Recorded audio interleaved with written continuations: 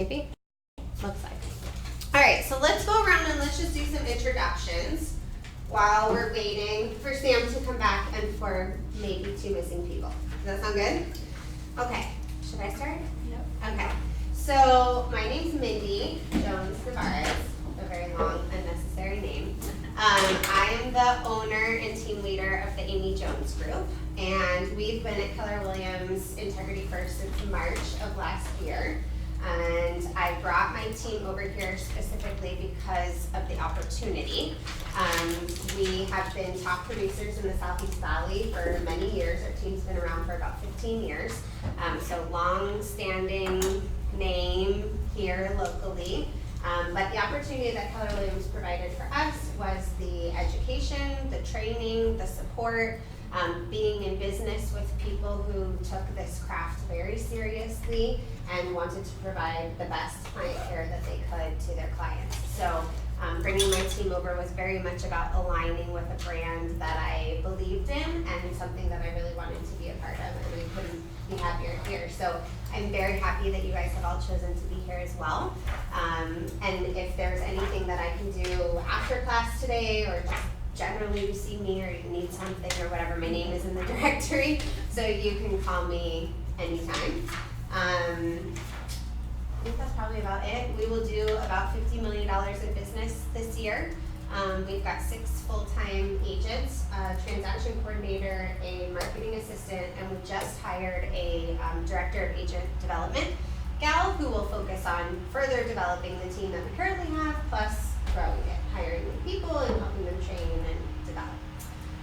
And we work over at the GBC, so if any of you are over there, that's where you can find me most days. Don't know what's happening over there. As long as it doesn't explode, we'll be fine. So that's good. So maybe start here. My name is Felicia. I started a couple months ago. I initially started because I wanted to buy my own home, and I actually kind of liked doing it, so I decided to stick with it, and I like the flexibility. I got 3 kids at home, so why I'm here. Awesome. And what have you done or accomplished or learned that you're proud of in the last couple months since you started? Like I said, I just bought my own home, and Yeah. that was something. I mean, it was very confusing, and I wasn't sure what I was doing at all. But I did have a lot of help from everybody here. Yeah. So, Thank you. so that was my accomplishment. Just kind of getting out there. My kids are very proud of me. My husband too, and so they're like, "Mom, you can do this," and so they're my, cheerleaders. Yeah. And that feels good, right? I mean, a lot of us get into this industry having a varied careers, or maybe we're stay-at-home moms before, or took care of the household before. And so it's nice to get into this industry and people are really proud of you, right? They can see all that you accomplished, which is super cool. That's awesome. Okay, Diana. So my name's Diana. I'm on Mindy's team, and I got licensed in March, so still a newbie. Today's my first Ignite class. How about your win from the weekend? Oh yeah, my second listing just went under contract, and then I had a buyer that finally, I've been working with a few of them, but no one's been, wanting to submit anything. So did my first offer, took me about 4 hours. It'll go faster, I Like promise. honestly, 4 hours. Yeah, it was giving me some anxiety. So that was fun. So that was. How did you find that client? So she followed me on Instagram, and I'm really big, or not like really big, but I really like social media, so I try to be super active on that. So she just messaged me and was like, "Hey, I need a realtor," and I've always followed you. Think you're cool, and I was like, "Sweet." So yeah, like the second house I showed her, she was like, "Boom, this is what I want." Cool. So those make up for the ones that we show more than 2 houses, right? And then all kinds of washes out. But I think the big takeaway, right, is that there are tons of people out there who are looking to make a move and people who need our help. And how we find them is up to us, right? How proactive we are in going out and finding people and letting them know that we're really good at what we do. We're really in it to help people. And how can we help you? But finding them is really our job, right? And that's a big part of Ignite, is learning to find where are your strengths, what can you do consistently and repeatedly and with passion and commitment in order to drive your own business. So congratulations. It's awesome. Do you want to say something before we go to the second row? Oh, I would like to. I just want to, first of all, I have to always come in and say what I'm thinking, and I'm thinking that you are so lucky to have this teacher. Aw, Okay? you're sweet. Well, it's the truth. The truth is that that is one of the values that we have here. We talked about that the last time. Value is our education from experienced agents who give you tricks and tips to get you up and running quicker. It's fantastic. I know I'm supposed to be standing there. I'm still so far from them, so it's just wondering. I know what you said. Thank you. And the second thing I want you to know about Mindy is that basically she's also in charge of our culture group. And basically what that means is that's our second value here at Keller Williams Realty. We believe that we need to be able to give back to our community. And what I have this morning, which you printed off, is tomorrow we are going to be going to the food bank to be able to help stuff boxes and do things for Wednesday. I was close. I'm like, is it Tuesday? So anyway, I just want you to know that Yep. this is something that Mindy and Mary Newton put together, but that is one of our things. And what I heard you mention was that this is something that that you got this link basically from a Facebook or Instagram. You know, here's the thing: when you put out what you're doing for your community, it means a lot. It's a subconscious thing that says to people that you are out there and you are interested in your community. So I suggest that you also post this if you can. I want you guys to come on Wednesday if you've got a few minutes. Well, how long is it now? 3 hours. Oh, 3 hours. Just a few minutes. So if you can, you know, come, and I'm sure, and I'll leave this if you want to give the Yeah. address, and then I'll Yeah, take it back. that's awesome. Thank you. I appreciate that. All right, you guys have a great day. Yeah, we do all kinds of stuff here. Every month we try to do something, whether it's a nonprofit event or just a meetup or a way to get together or educational opportunities. The calendar, which I'm sure you've seen, but you have a copy of it on the back of that, right there, that folded. There's something going on every day of the week. And obviously you have to balance that with getting out there and running business and lead generating and surviving, right? All of those things. It's a balance plus your family, plus the things you're interested in. But being at a place that offers as much as this office offers is very unique, and it's not like that everywhere. So I'm excited for you guys to take advantage of it. You got a lot of good stuff. So. All right, cool. Thank you. You tell me. Yeah, Susan Robinson. I've been here about the same as Felicia, and just wasn't signed up in the beginning of Ignite, so kind of making sure I got it, and just learning a ton the last couple months. Has been a lot of learning and doing open houses and just starting to figure things out. And I was excited about the food bank thing, but if Tori doesn't have the baby prior to being induced that day, so I'm like, I'm kind of on baby watch until then. So Right. yeah, but yeah, just learning. And this is like a huge, big learning curve. And what's your big win since you started? I think. You're on a team, Mhm. right? And yeah, so really, I've really been enjoying working and shadowing with them, and so I've been able to go to closings and final walkthroughs and open houses, and so that's been fun, like diving in and starting to do it and get it all. It's good to go from the page to putting it in practice Totally. and kind of figuring it all out, so that's been awesome. Good. Okay. My name is Marcia Chapon. I'm from El Paso, Texas. We moved here in December. My baby wasn't even a month old yet, so we had to do relocation. I used to work for AT&T as a sales manager, and because we had a new baby, I just decided to get into the real estate because it's the flexibility that you mentioned, being with the family, and it's, from what it looks like here, it's a really good career. Lucrative. Yeah. And I have family in real estate, my mother-in-law, my cousin, 2 cousins actually. So I kind of know some things, and also from buying 2 homes, already selling 1 of their houses. So yeah, so I have a lot of experience in customer service. So I'm just ready to start doing stuff. Awesome. This is my first day Congratulations. here. I already passed the test, so I'm not on a team, so I'm not sure, at this point I don't know what's better for me, to get on a team or just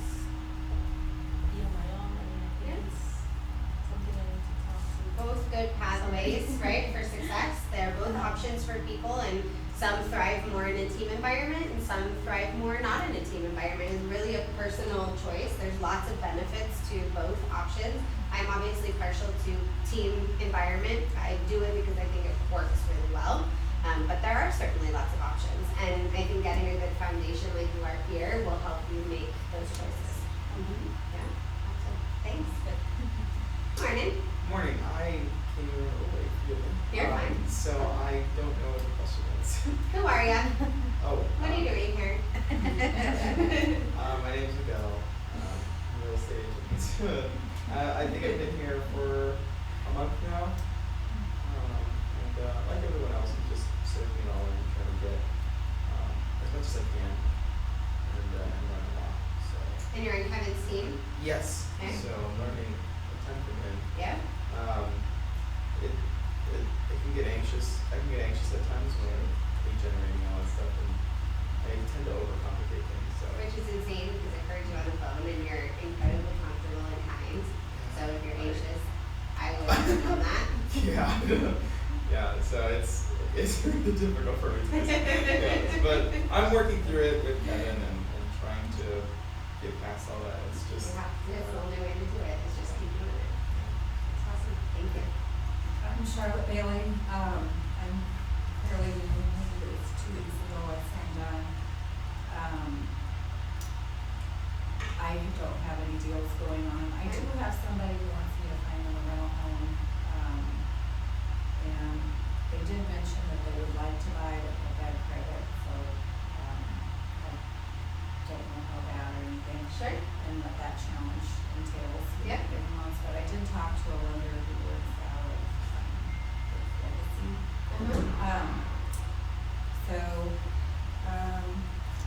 I haven't done any lead generating. I have another job. I'm a flight attendant. Okay. I'm feeling overwhelmed and challenged, but my success, I think, is just being able to be here in class. Sure. And I am doing a lot of networking. I'm involved in kids' school, so there's people there. I'm an exchange student. There's a lot of people that are involved in that. Yeah. So that just added to my networking circle. Right. And work, of course. And I do have a lot of friends in the community, but I just need to take the time to do the lead generating and Yeah. get the word out that I am licensed. Right. And I'm a lot like Marcia. I don't know yet if I want to be on a team or on my own. Sure. The psychological profiling showed I would do better on my own. But before I got that done, thought I would do better on a team. Yeah. Because I feel like I'm a good student. I like learning from others. Yeah. And I don't feel like I do as well learning independently. Yeah, so I think you kind of have to trust your gut on that, right? Sometimes what that stuff picks up, it's picking up something you did in your day, some way that you felt that day, some way that you responded to a question. So those things are not like live and die by, right? A lot of times you have to trust your gut and know, are you able to stay motivated without someone checking in on you, right? And that's not about having their thumb on you, that's about accountability, right? Accountability is how we succeed in life, in relationships and partnerships, right? Can you do that on your own? Can you have some semblance of a schedule? Can you get to the goals that you want to get to? I mean, that's ultimately it, right? What is your goal? Where do you want to be? And can you do that on your own? Can you do that on a team? Is one model, right, going to get you there faster or easier or more comfortably, right? Those are all things that as you talk to team leaders, you'll kind of flesh that out for yourself. But the lead generating thing, all those things that you did are lead generating as long as they're purposeful, right? I mean, that's, I think, a big thing is there's some words that we use in this industry that I think have, turned people off or made people afraid of what they mean. It's like with this big, like, lead generating, right? It's like, what is that? Like, how often do I have to do, right? So we said if you do 3 hours of purposeful lead generating a day, that you will be able to do 36 transactions in a year, right? What that lead generating looks like is going to be different depending on what your skill set and your interests are. And that's okay, right? Some of us are going to be very good on the phone despite popular belief, right? Some of us are going to make really real connections that way. Some of us are going to be very involved in our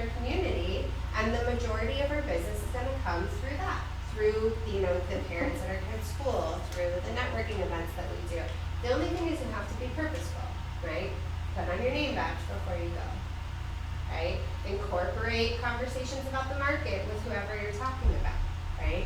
I see someone watering their lawn, and when I'm walking in my neighborhood, oh, hey, your lawn looks great, oh, thanks. You know, what kind of flowers you plant for the, oh, those are really good. You know, I have a lot of clients that when I sell their house, I recommend that they use those types of flowers, right? Now, what did I do? I at least let them know what I did for a living, right? And then 9 times out of 10, you get some conversation around that. What is the market like? Oh, I heard things are, the best is when they don't have any idea what the market is like, and they'll be like, oh, I heard things are kind of slow right now, right? I'm like, oh, I got this. Right? This is my time to shine, baby. Like, let's talk about that, right? So just being very purposeful about weaving what it is that you do for a living and for life into your conversations. You'll make more business that way, and you'll have way more fun doing it that way. Right? All right, next. My name is Sam Hatch. I've been with Keller Williams for... With 2 Sams? Yep. Oh, I There was a didn't third know. one too. There's a third Sam? So There's a lot floating around. There's a lot of fun here. I joined Keller Williams probably like a week and a half ago. Awesome. I had an old friend that I tried to help buy a house, and she kind of turned it down because she had a cousin, but she texted me last Sunday about, hey, find me a house, and I was like, when can I talk to you? It was like 7:30 at night, Yeah. and she's like, call me right now. So I called her up, figured everything out, found some houses, sent her some houses. 10 minutes later, she sent me 4 back, saying, hey, I want to see these houses. Awesome. And then towards the end of the week, she kind of shut down. She's like, I can't afford that high of a house, even though she got it pre-approved. Kind of freaked out, and then she sent me a picture Friday of her car in one of the driveways of the house. I was like, well, let's go take a look at it. So she said, okay, and finally I got to look at the house, and she applied for the Keller Williams Mortgage. Keller mortgage. Uh-huh. She had a pre-approval 2 months ago, so I'm waiting for them to get back with me, Okay. and hopefully I'll be writing an offer. That's today. great. So That's awesome. Congratulations. Yeah, that's a big win. I'll take it. Yeah, that's great. And you know, sometimes it's just you just have to do it, right, to get more comfortable with it. So the best thing that you can do is try to get as many people to that point. Show as many homes as you can. Do as many rentals as you can. I think the first year I was in the business, I did maybe 35 rentals, and God help me, I drove from one end to the, I mean, you know, I didn't care where you wanted to rent a house. I was happy to do that. And at some point you sort of get a little more strategic, right? But I didn't care. Wasn't doing it, I wasn't busy yet, right? And I needed to learn the whole process. So all the agents that I talked through that process, all the tenants that I talked through that process, all of the driving and the mishaps and the broken lock boxes and the amount of experience that you get just being out there. You want to obviously compensate, make money at the same time, so you don't get out of this business, but that stuff is really important.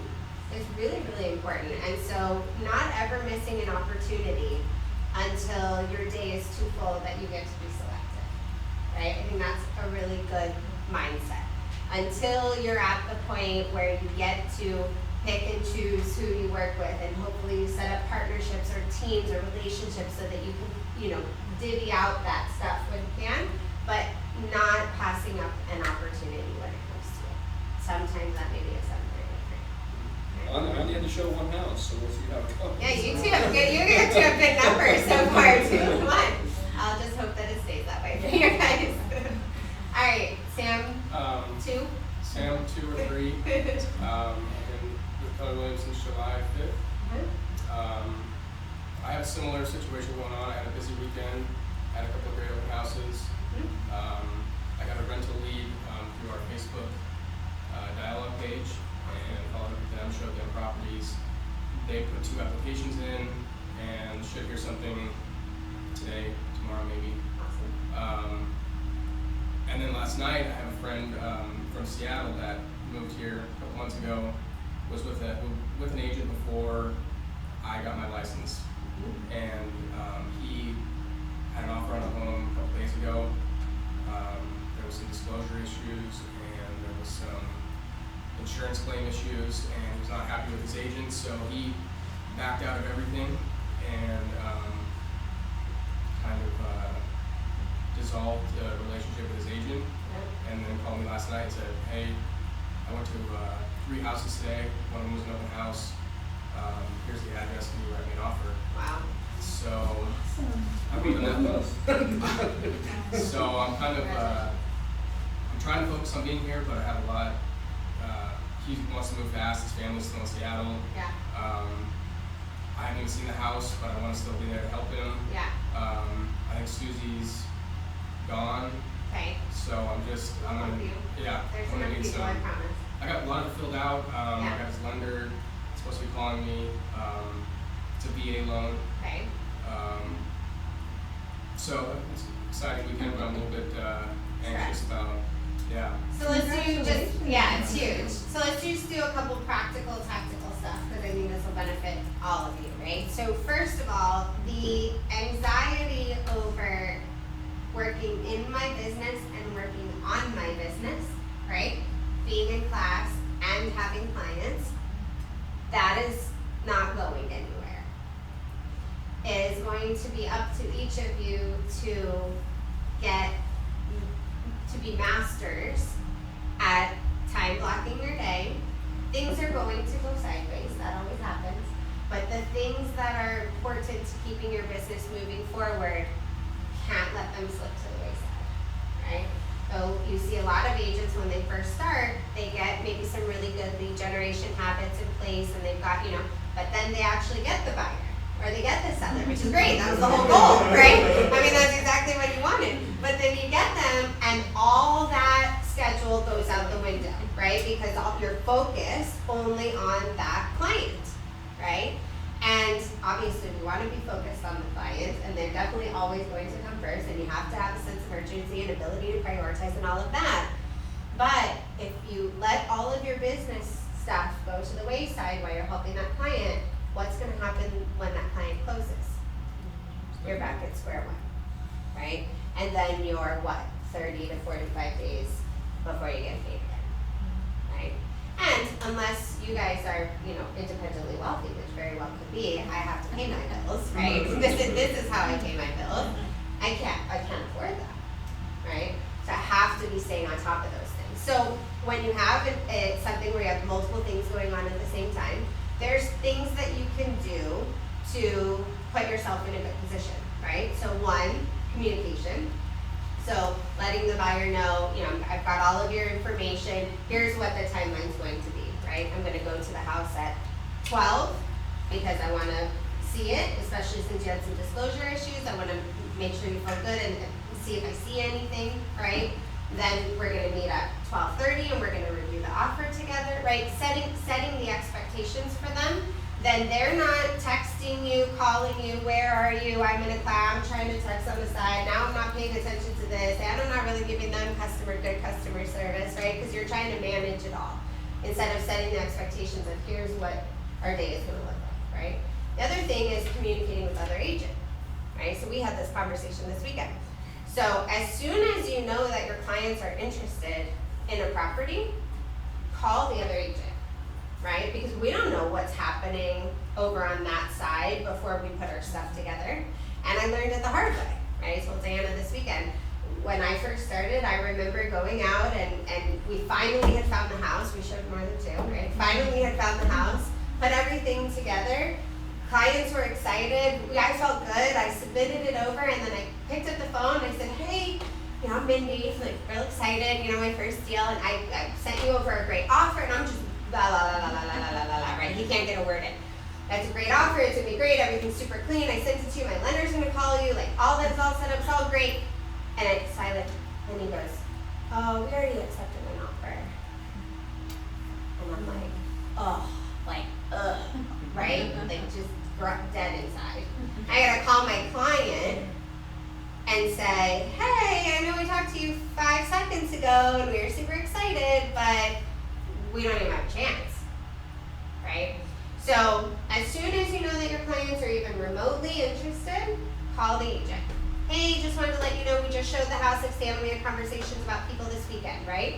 So that was enough conversation that if I would have gotten an offer on Marlin last night, I would have called you. And I would have said, hey, Sam, I got an offer on this house, but but I know that you mentioned to me that you had some people that were potentially interested today. Are you guys thinking of submitting an offer? Right? So then at least you're on their radar, right? And then once you know you're going to be submitting an offer, then call again. Hey, we're definitely putting one through. I'll have it to you between, 1 and 4 today. It's really clean. I look forward to working with you, right? So doing those kinds of things will allow you. Now, do you still get pulled away sometimes? For sure. We can't, right, get rid of all of those fires. But most things that we think are fires are not. Does that help? Yeah. And Yeah. my whole team is available to help you figure out. Yeah, I think getting the first one out of the way is gonna definitely help. Totally. And it may take you 4 hours. I emailed the listing agent last night, let him Good. know that we were interested and we wanted to put an offer together Perfect. for this afternoon. He really wants to move quick because he's on a time crunch. Yep. Is it wrong that I may not even see the house before we put an offer in? So here's what I would say. We have a fiduciary responsibility to our clients, Yeah. right? Part of that responsibility is getting them what they want at the best price, which Yeah. means that we have to be quick and responsive, right? So as long as in writing your client knows that you haven't yet seen the property, so that they are aware Mhm. that you have not seen the property, then 100% you can write the offer. Okay. And then for your own responsibility to your client, I would schedule a time to get over there as quick as possible. Yeah. Yeah, but there is nothing wrong, there's nothing that says you have to see a property before you submit the offer. And he's fully aware of the contract because he's Yeah. went through it and doesn't expect me to drive. He's working and then he's living in Cottonwood right Okay. now, so he's Is he gonna see it? he saw it During his yesterday. Oh, he saw it yesterday open at house, the open okay, got it, And yeah. he's the one that was like, hey, Yeah. let's get together as soon as we can. I would say that our clients are expecting us to, because of our fiduciary, our clients and the level of care that we provide, our clients are expecting us to point out things that we see, Yeah. right? And so that requires that you see it, Yeah. right? But there's nothing that says you can't submit an offer first and make sure you're competitive and you get in there if you're scheduled right. That's totally fine. And then I would get over there. Okay. Yeah, especially because you guys weren't together at the same time. Yeah, that's all happening. Yeah, but that's fine. Okay. That's okay. The only thing is, you can't really guide them too much on price and things like that. I mean, you can do it based on what you see online, right? They haven't seen it really in person. Right. Yeah, you got a good feel from him. Was it in good shape and all that? So, but yeah, there's plenty of people. Okay.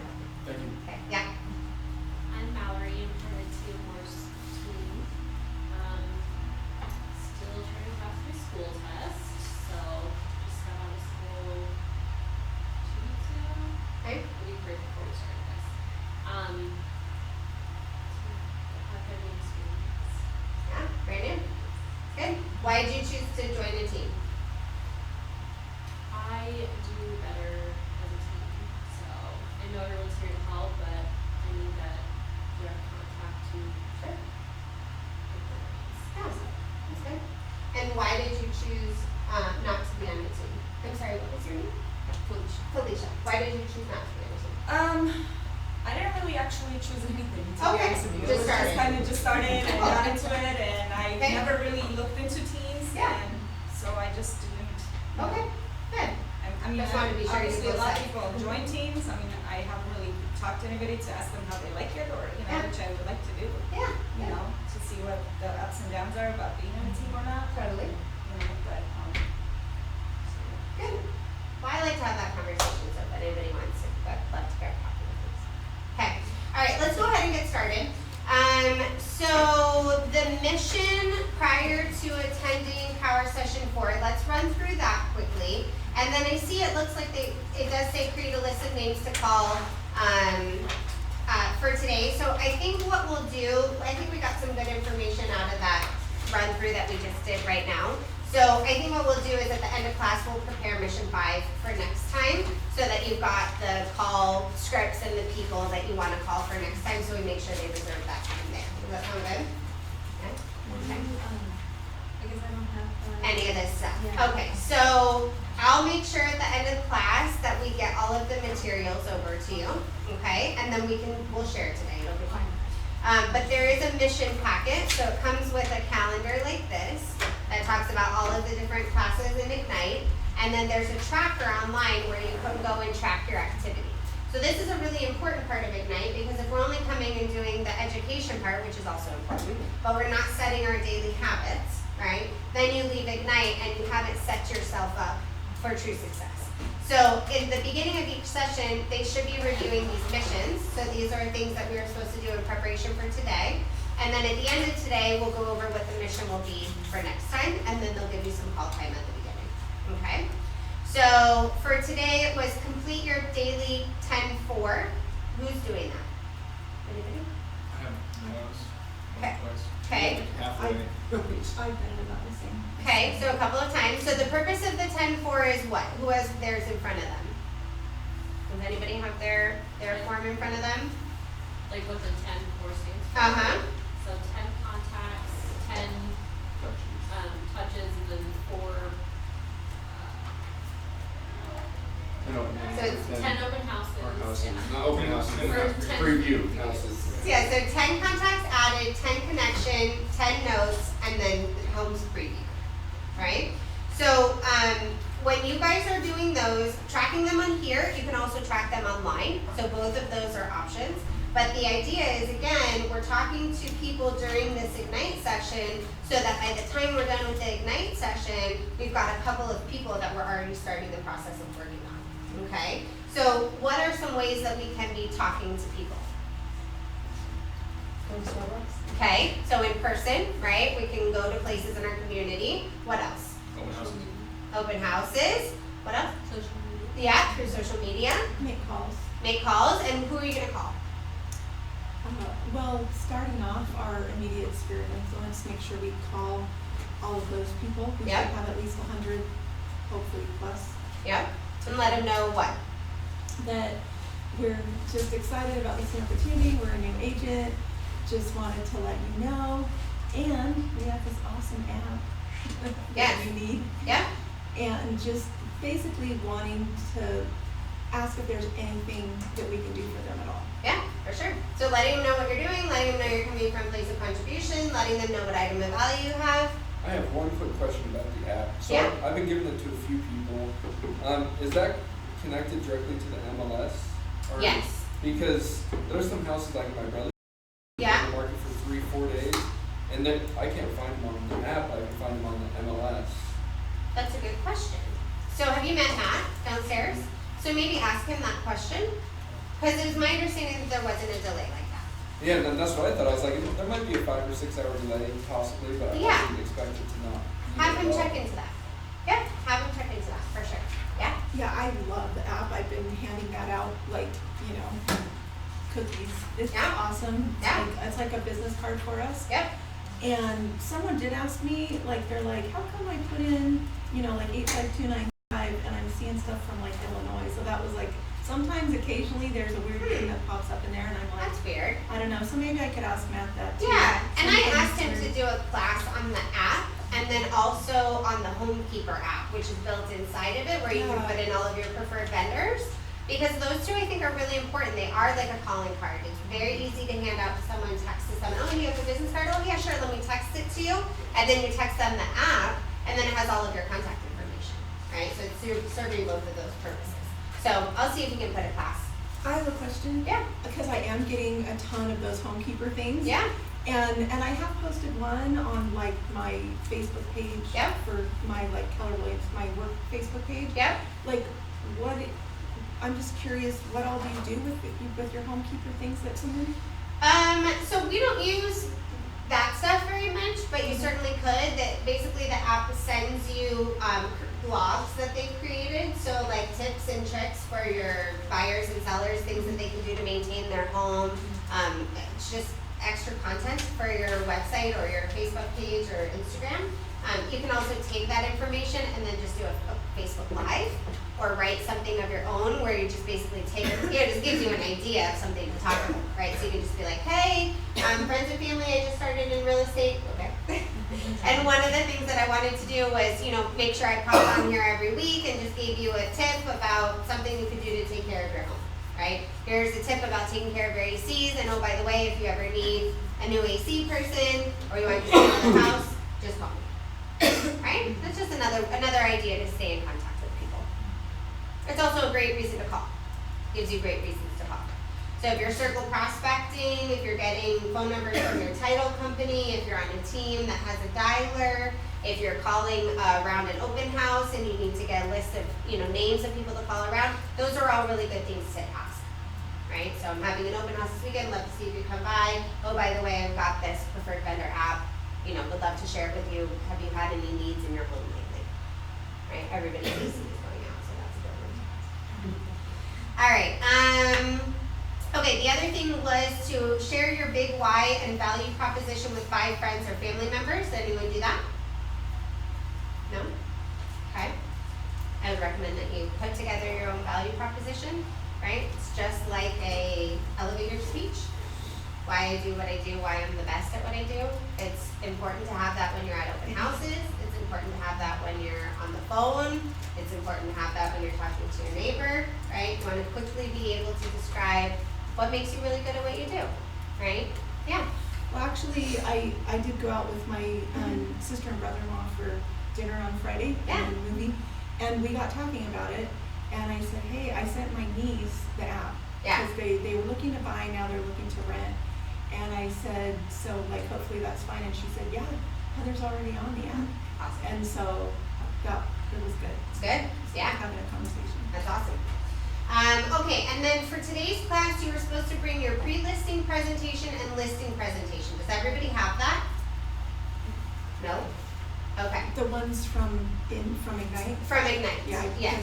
Okay, perfect. So, if you don't have them, we will go through them together. Let me see if the PowerPoint has the pages, and it might, and then that will be just fine. But what you'll want to do is you can go online and you can print the pre-listing and the listing presentation. And so you want to print those because there's a copy for you to make notes on.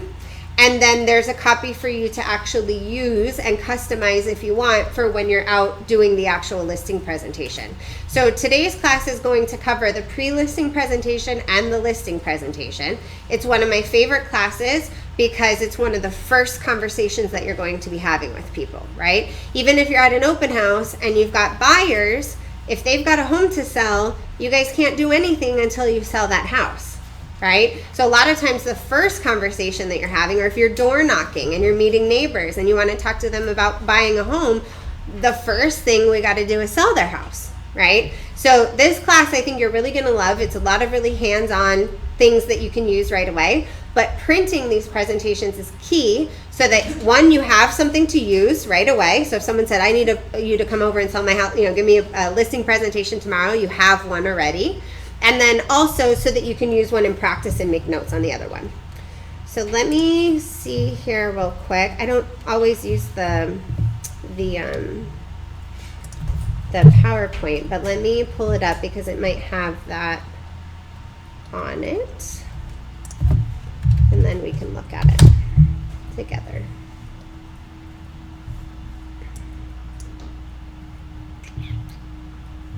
That's nice. There we go.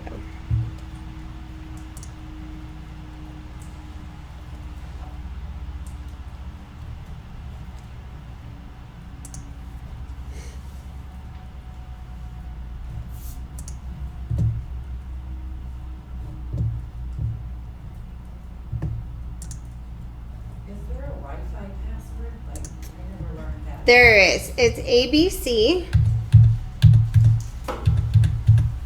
1, 2, 3, 4 ABC. I just want to run through here real quick and see. No, it doesn't have it. That's what I was worried about. And is it just the color? Yes. So what I'm going to do is I think I'm going to play this first video and then I'm going to run downstairs real quick and see if they can print some of these for us. So you have one, right? Does anyone else have the pre-listing presentation or listing presentation? No? Okay, so She's online. yeah, so you have a computer. Are you okay doing it on your computer for the class? I think so, yeah. Okay, so I'm gonna do that 1, 2, 3, 4. run down there. I'm gonna play this video real quick. And I'm gonna run down there and make some copies.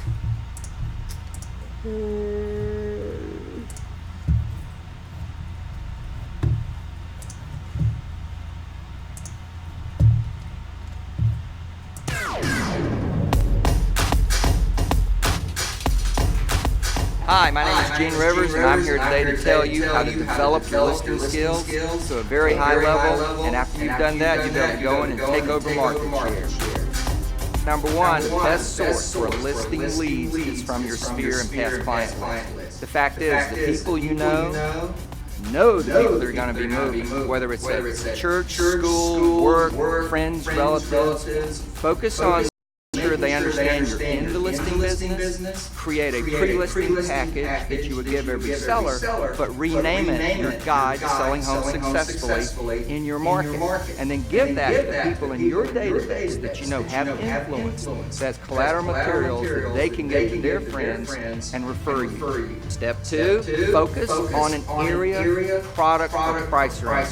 When you develop mastery of a product or an area, you will much more quickly succeed in those areas. And in that area, or in that product or price range, focus on the FSBOs in that area, the expireds in that area, door knock in that area, geographic farm in that area. And I'm talking a fairly tight area, so that the people in that area will really identify with you as someone who can help them sell property for top dollar with low hassle in a short amount of time. Now we're at number three. Everyone today that's looking at hiring an agent, whether it's a referral, even a past client, or a stranger who's gotten your name somehow, they're going to check you out on the web. So you need to make sure that your website is confident, that you've got basic, powerful content in there, and specifically that on the landing page, the very opening page, there is a direct offering to a seller. Find out what your home is worth, get a guide to selling your home. But if you don't do that, you're going to miss opportunities, because people will get your name, check your website out, and go, I don't think so, I've seen a lot better sites. Fix your website.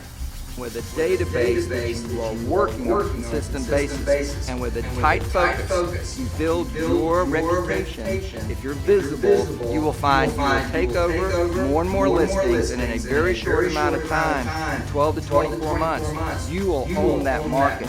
That's how you take market share.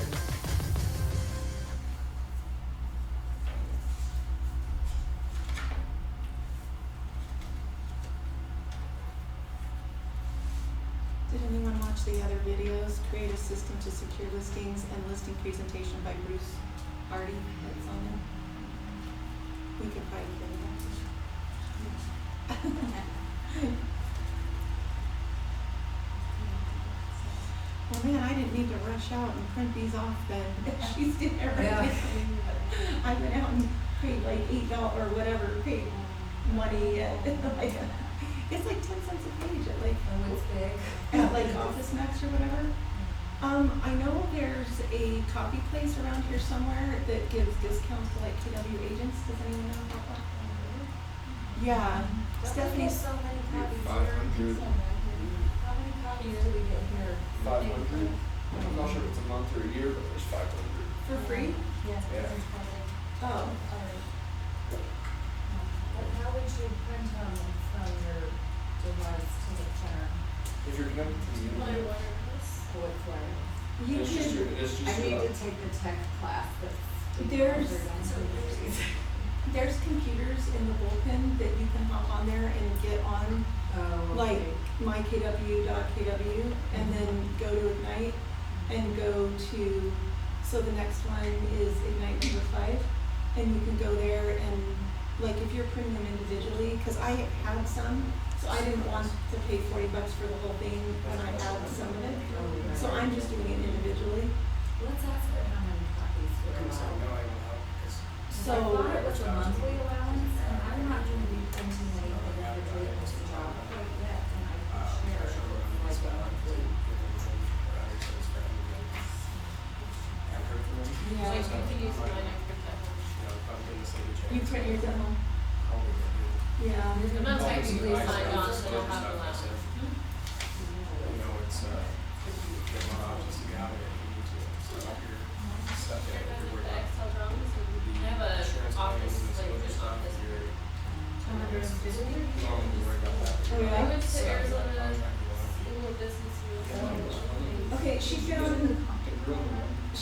$250. I don't remember that. I don't remember the allowance, but that's good. So tell me your name again. Diana. Diana, Susan. Nice to meet you. Congratulations. You are rocking and rolling, girl. And I've been just like grinding. Oh my gosh. So Diana, what's your last name? Carol. Carol. Yeah. So I'll be seeing you around because I'm out of the Yeah. I'm not Emerson, Kristen Carter. We're kind of kitty corner from you. Oh, you are? Yeah, just kind of, you know where, what's his name? The guys that are right there that are always out there calling. Chance, Casey, or Yes, whatever. we're directly across from them. So Oh, kind of cool. kitty. So like how often are you, is it not a set time that you're in the office, just kind of like when you guys meet for meetings? Yeah, like I'm only there for meetings. Yeah, like I like the team aspect of it. Yeah. But I'm definitely an independent person that I don't like. It's my plan to be on there for a few years and just like be on the business, but there's no way I can like do it forever. So they obviously do leads. Yeah. You're supposed to hire versus like you're an independent person. But like I don't like because they go like asking questions, which you're not gonna get that unless you find like a mentor that's okay You with know, what I do. the teams are so different, like some teams like Jesse was over there, and some of those teams, like, you're, so I was intimidated because I didn't realize this, like, real estate and sales, I was started in like June, but I didn't realize, like, a lot of these teams, you show up at 8:45, you review scripts, you have like 5 minutes, and then you make phone calls for 3 hours, like sales calls. I was on a team like that, but I Yeah, and so I kind of like freaked out and stepped back. Melanie's team is more about, they both, my team members live in Power Ranch, super big farm that area. Okay. They host a bunch of, theirs is more relationship oriented. So, That's how Mindy is too. right, so we probably will be doing some phone calls, but they aren't, it's kind of nice. Well, yeah, they're not the big like phone call people. I mean, they know exactly like how many you have to call to get, they know, it does convert to so, if you make so many calls and it converts to so many leads, it does work, but it's a lot of rejection, it's a lot of phone calls. And, yeah, so you got your clients, I should look at your Instagram, because I don't have one. Okay. I barely got on like a year ago because my son was leaving for Puerto Rico. I had always been on Facebook, like more old school. I need to get, I'm on Facebook, I just don't. So I did a business page on Facebook. Yeah. And I'm on my team's Instagram, but I'm not doing anything with it. So I didn't want to get, I got so many new sites at once that I'm like, so I just have my regular Instagram page, but it just has the name they gave me, which is lame, like Robinson Soup. You know how Instagram just like gives you a name? Well, Instagram. Yeah, I need to change it, but I'd be interested to see like what you're doing to incorporate the business without. It's just like every day. Like I'm out showing clients, so I'm like taking videos of it, or like I take everybody to your house. Like everyone knows, like that's like 80% of it is real estate, 20% is just like my random shit that I put in there. So people, is yours public? Yeah, and I know there's not enough. Yeah, and I'm not like weird, like I don't know, I just feel like hearing about like oh public, it's totally like. So the person that contacted you,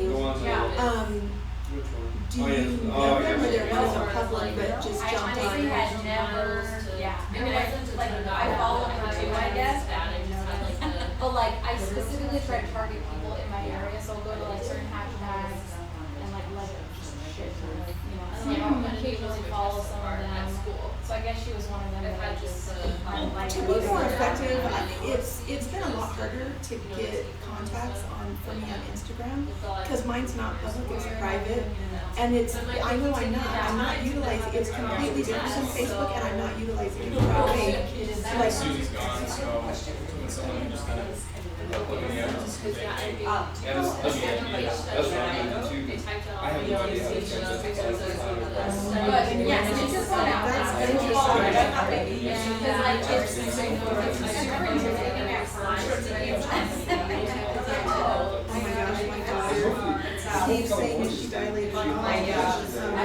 send me So, over. I got a notification she started. I was just curious. Okay, so it's But I would think, Yeah, I kind of figured, but you never know. like my last name, my first That's what I heard. name, which is like Lane. And I I'm only not the ever. first book I went through, I highlighted everything. Yes, because that's me and my daughter's. So this, when I sent it with Melanie's team, so this is Melanie and this is Kristen Carter. I not seen that in the office? Yeah, it was. Usually we just kind of go Yeah, in the 90s office was and like all shut the door, like we aren't out there making I didn't phone calls, think I expected or to they're be allowed off to doing their ship thing. it. We're like, I work, like, we're full time, but they're not like out there like open type thing. Okay, Okay, so what's your? so I'm gonna hand these out. Tell me what the video was about. Anybody? Setting yourself up for listening presentations. Okay, and so what was the big takeaway from the video? What was he trying to accomplish?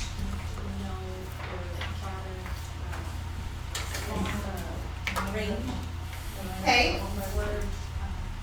The area, Okay, specifically, focus on one area. There, you present yourself as an expert in that area.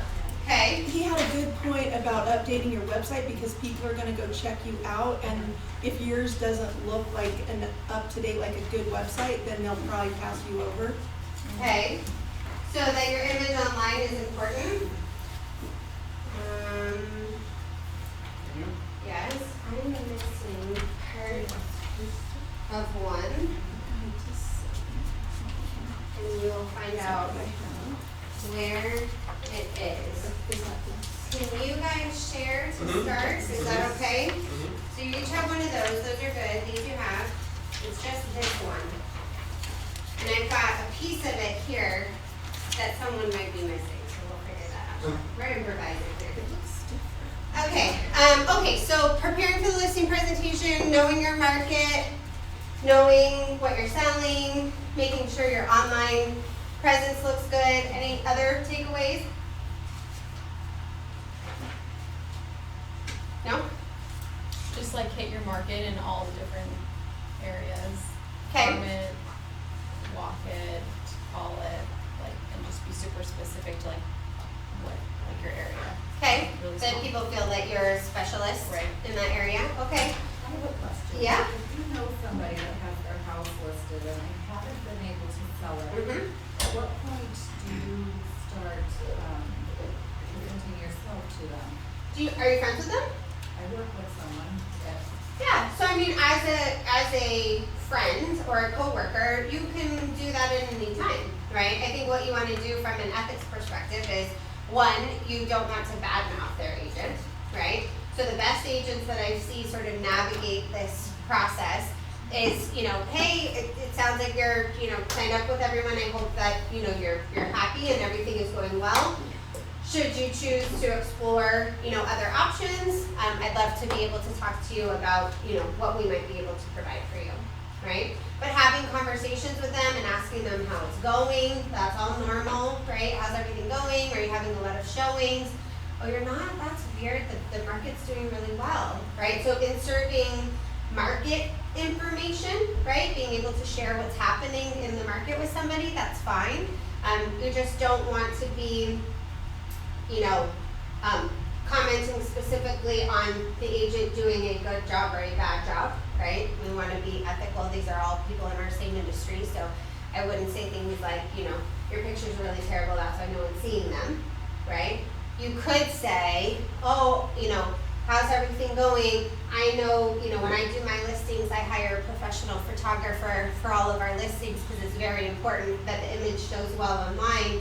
How's it going with, what people are seeing online, right? So there's ways that you can say it to kind of draw out what maybe their concerns are and maybe give yourself a chance to be able to help them, right?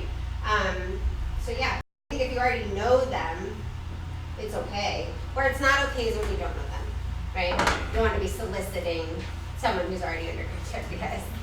So, well, I was gonna ask you this, in private, but we can talk Might as about well. it. So 2 weekends ago, I was doing an open house, and the Mhm. agent came in with her client. Mhm.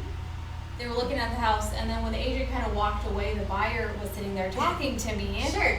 And, you know, I was just asking her, like, how's your search going? Or, Yeah. or like, are you happy with the houses? Yeah. Or, you know, you're saying, and I kind of got the little vibe that, like, maybe she wasn't super happy. And so I Sure. just handed her my card, and I was like, hey, if you ever want, you know, other options, Sure. you know, feel free to call me. And I just kind of just left it at that. And, like, 2 days later, she called me. Yeah. And she was like, I would much rather work with you. And Yeah. so I was like, oh, maybe that was sketchy that I did that. I But I mean, really tried to do it, like, very yeah. like, passive aggressive, like, here. Yeah. So probably the best way to do it in a situation like that is maybe with a flyer of the house. Yes. Well, she had one already. Which Yeah. It did have my number on it. If you know, in that way, right? Because Right. the only sketchy part, there isn't a sketchy part. The buyer hasn't signed anything. The buyer is welcome to use whoever they want to use, right? The only sketchy part is the buyer gets into the car, right, with the agent and has your business card.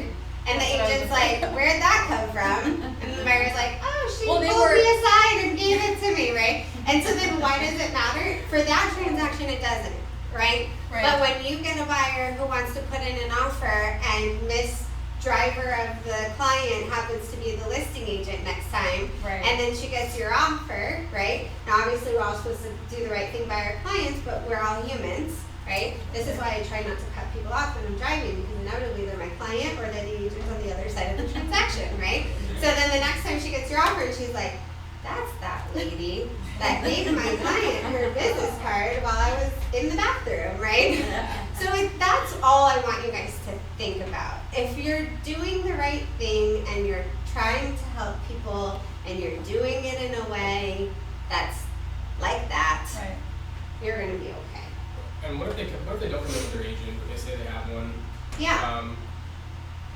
I think a couple of times I said like, hey, you know, I know you said you work with an agent, but just want to give you my card or this flyer that has my information on it, and Yeah. if, I'd like to be able to apply for the backup position in case that you Yeah. don't feel like you're being represented well, or So- because I mean I don't know, like yeah, we're with an agent, but they might be saying that so that they talk to me. Mostly, Yeah. right? I mean, I do that, and I am an agent, So right? is that okay to say then, like that you? I say, oh, who are you working with? Yeah. Right? And if they're like,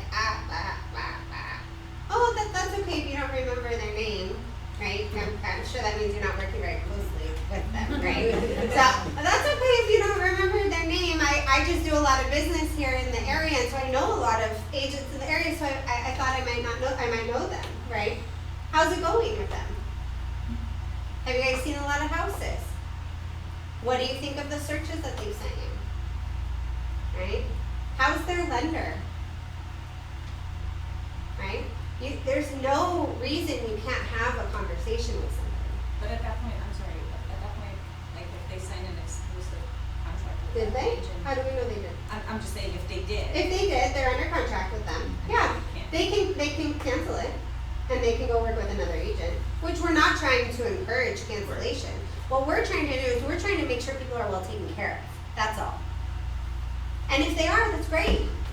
We hope we'll find them on the other side of a transaction, right? If they've got a good agent, I'd love to know their name, because if you're happy with them, maybe we'll be able to partner in the future. Or maybe I'll have a listing and I'll be excited to see their name on the other side, right?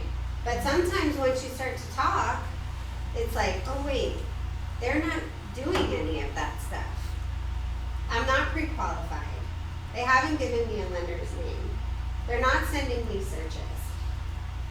They're not picking me up and taking me to go see houses, right? So sometimes just talking to people about the level of care that you can provide will set you apart. And people will then call you because you've taken the time to have that conversation with them. And a lot of that goes into the stuff that we're going to talk about today in regards to the listing. Because in the same sense, you're trying to explain to them the value that you have, set the expectations for the way that you work, and not assuming that everybody works the same, right? That's why I would say, like with your friend that you're submitting the offer on, Yeah. I would have some conversations with him about, you know, I know you got the story of what happened, right? But what made him upset about his agent? Did he feel like he wasn't working for them? because that's typically the number one thing that you hear. And sometimes it's because they're not, but sometimes it's because we aren't telling our clients what we're doing, right? We're not having conversation, we're not setting expectations, we're not giving them the timeline, it's all in our own head and we're not sharing any of that with them. So getting in front of what could have been the potential issues, right? So that you can address them specifically. Hey, I know that you had this disclosure issue last time. What I'm going to do is, before we even get it, I'm going to go through what a seller property disclosure statement is. I'm going to explain to you everything that's in it, what we can expect, and if we have questions, let you know that I can go back and ask these questions on your behalf. Are you doing anything different than you normally would have done? No. But are you telling them what you're doing, setting their expectation, calming their nerves, letting them know that you're working for them? Right? You're providing them exceptional customer care that people are not providing in the marketplace in general. Does that make sense? Cool. Okay, so let's go ahead and get started. So you should have something called a guide to selling your home. And I think if I did it right, it should be the skinnier of the two packets that I gave to you. And at the bottom, it should say prepared for and compliments of. Do you see that on the bottom left-hand corner? Okay.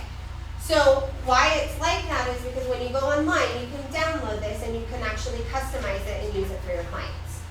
Okay, does that make sense? So the pre-listing packet is meant to do two primary functions. So the first is it's meant to build the seller's confidence in you.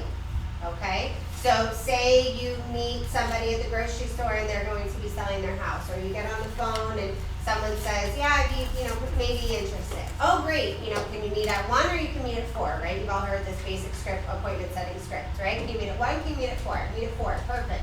Okay, I'm gonna send you something over before, which starts to build that rapport with them. So like our team, we have an actual book that we have printed, and we have that delivered to the seller as soon as we make the appointment. So that way, if we don't have the appointment for another 2 days or 3 days or whatever it may be, and they're potentially out interviewing other people, they've already received something from us that looks nice, that they can start to peruse and start to build their own value story about us before we even get there. Does that make sense? So this is meant to do some of that for you. It's called pre-selling, right? Pre-selling yourself. And then the other one is to save time. So it's helping you to set the expectation so that when you go to the appointment, this is not the first time that they've heard some of this stuff about what the process will look like. You've already set that groundwork, okay? So the packet is called A Guide to Selling Your Home. And if you look in the first page, it should say it's all about you at the top. Do you see that? Okay. So I want you to take just a couple of minutes to read through the bullets in the I will help you buy section. It's going to give you about 2 minutes.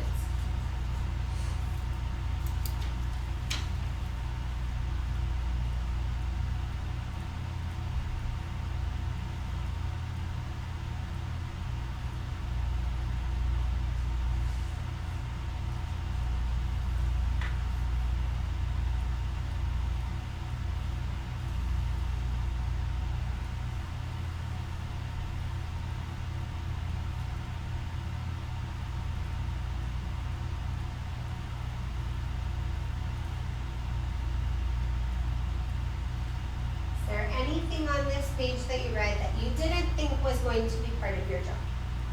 Anything new?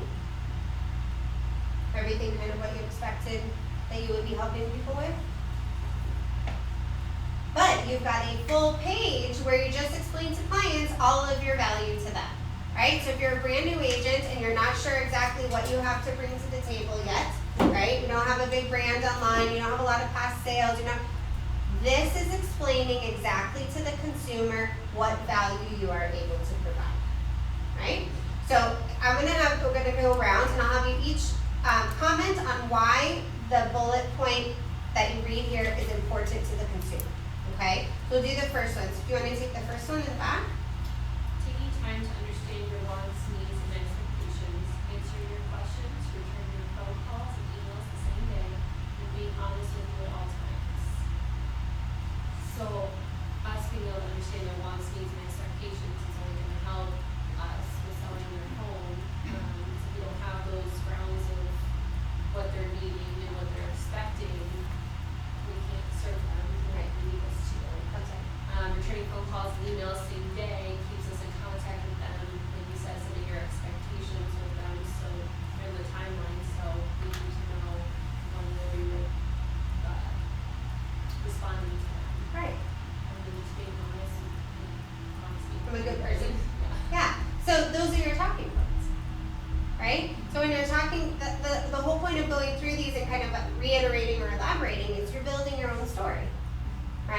So, you know, my goal here is to make sure that I understand all of your wants and needs, right? That's why I'm here for you. I promise to be responsive to you, right? I know how frustrating it can be when I call a company and they don't call me back. It's not gonna be me, right? And I promise to be honest with you. I'm a good person. I live here, I have family here. I don't wanna do wrong by anybody, I just wanna help. Right? That's a strong value statement. Okay? Okay, Sam? Number 2, Yep. helping you obtain the highest possible price for your house in the shortest amount of time. I think for some people that's probably number 1 in their book, depending on what type of a seller they are. Yeah, that's right. Sam? Advising you on pricing and staging one, so I have evaluated your home thoroughly and against the market. Everybody wants to know how much their home is worth and how they can get the best dollar for their home. So obviously that's super important to do your work, and everybody wants to know how much money they're going to make off their Yeah, home. So. which is a great entry conversation, right? Do you know how much your home is worth? Or how much is your home worth? Right? How much is your home worth? Oh, I don't know. Oh, we can talk about that. Okay, so, oh yeah. Are we going to be talking about staging in this class at all? Probably light. Do you have a question? Yeah, I'm just kind of wondering, like, if it's owner occupied and it's really rough what they're doing inside. Yeah. Yeah. It's What's your like, How? how do you approach? We're very honest. Like you just tell them this is a Not like disaster. not probably like that. Yeah. But no, we're really honest, right? Because our goal is that they're happy, right? If we set them up to not be successful, we are not going to have a happy client. And we all know that in this business, we've got word of mouth, right? It spreads super fast, especially online. And so we want happy clients. Just getting our sign in the yard doesn't do us any good, right? What we want is we want them to sell, we want them to sell top dollar, we want them to have a good experience. So it's our responsibility to tell them those things. Plenty of agents will go in and they won't say anything, right? I was afraid to hurt their feelings, right? It's their house, right? You have to do it with tact.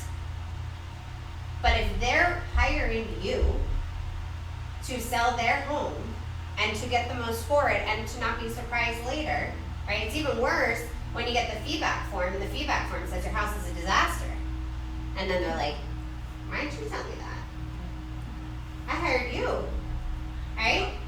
So that's what we need to do. So we'll talk about it when we get into the listing presentation part, sort of what the process looks like of going through the listing presentation. And a part of it is making notes and sharing feedback on what we know from experience will help their home sell better. And sometimes we phrase it the way that says, we're commenting on what it takes to sell your home, not to live in it and make it comfortable. Right? You've done really good at making it lived in and comfortable. Right? That's why you love living here. But my job is the part about how do we sell it. And those are two different things. Right? Okay, good question. All right, next. Yeah. Number 4, Yeah. implementing a comprehensive marketing plan to expose your house for buyers through as many channels as possible. I think they would love to hear this because they want it to be marketed and they Yeah. want to know, like, how many sites is it going to go through. Yep. When that's a big selling tool, I think. Yeah. So if you're brand new to KW, you don't have back to the conversation. We don't have a big website presence. We don't have, right? What are your marketing tools? What can you tell a seller that you'll do for them? Big open houses. Huh? Like a big open house.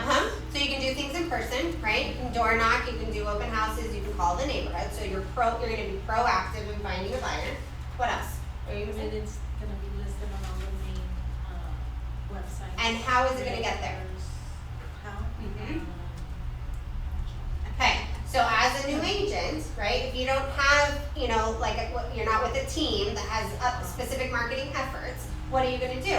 So at Keller Williams, we have the benefit of having a program called KWLS. KWLS will take all of the information in MLS, and by the way, don't discount MLS. Not everyone enters information equally in MLS either, right? So the first thing I'm gonna do is I'm gonna have a professional photographer take photos of your home. Right? I'm going to make sure that the online impression, the way that it looks online, is the best that it can absolutely be.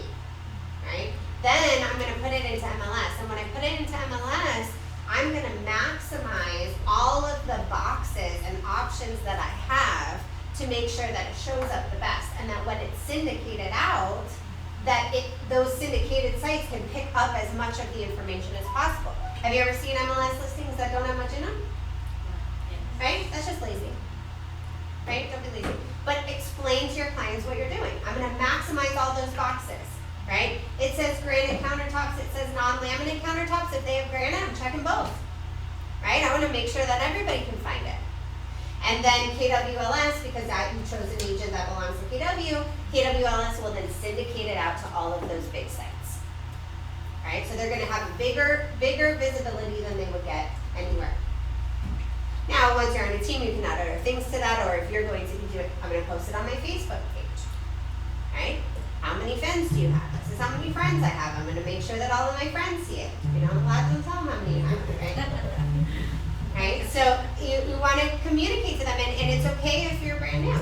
You're going to have ways that you can get it out there that are beyond sticking the sign in the yard.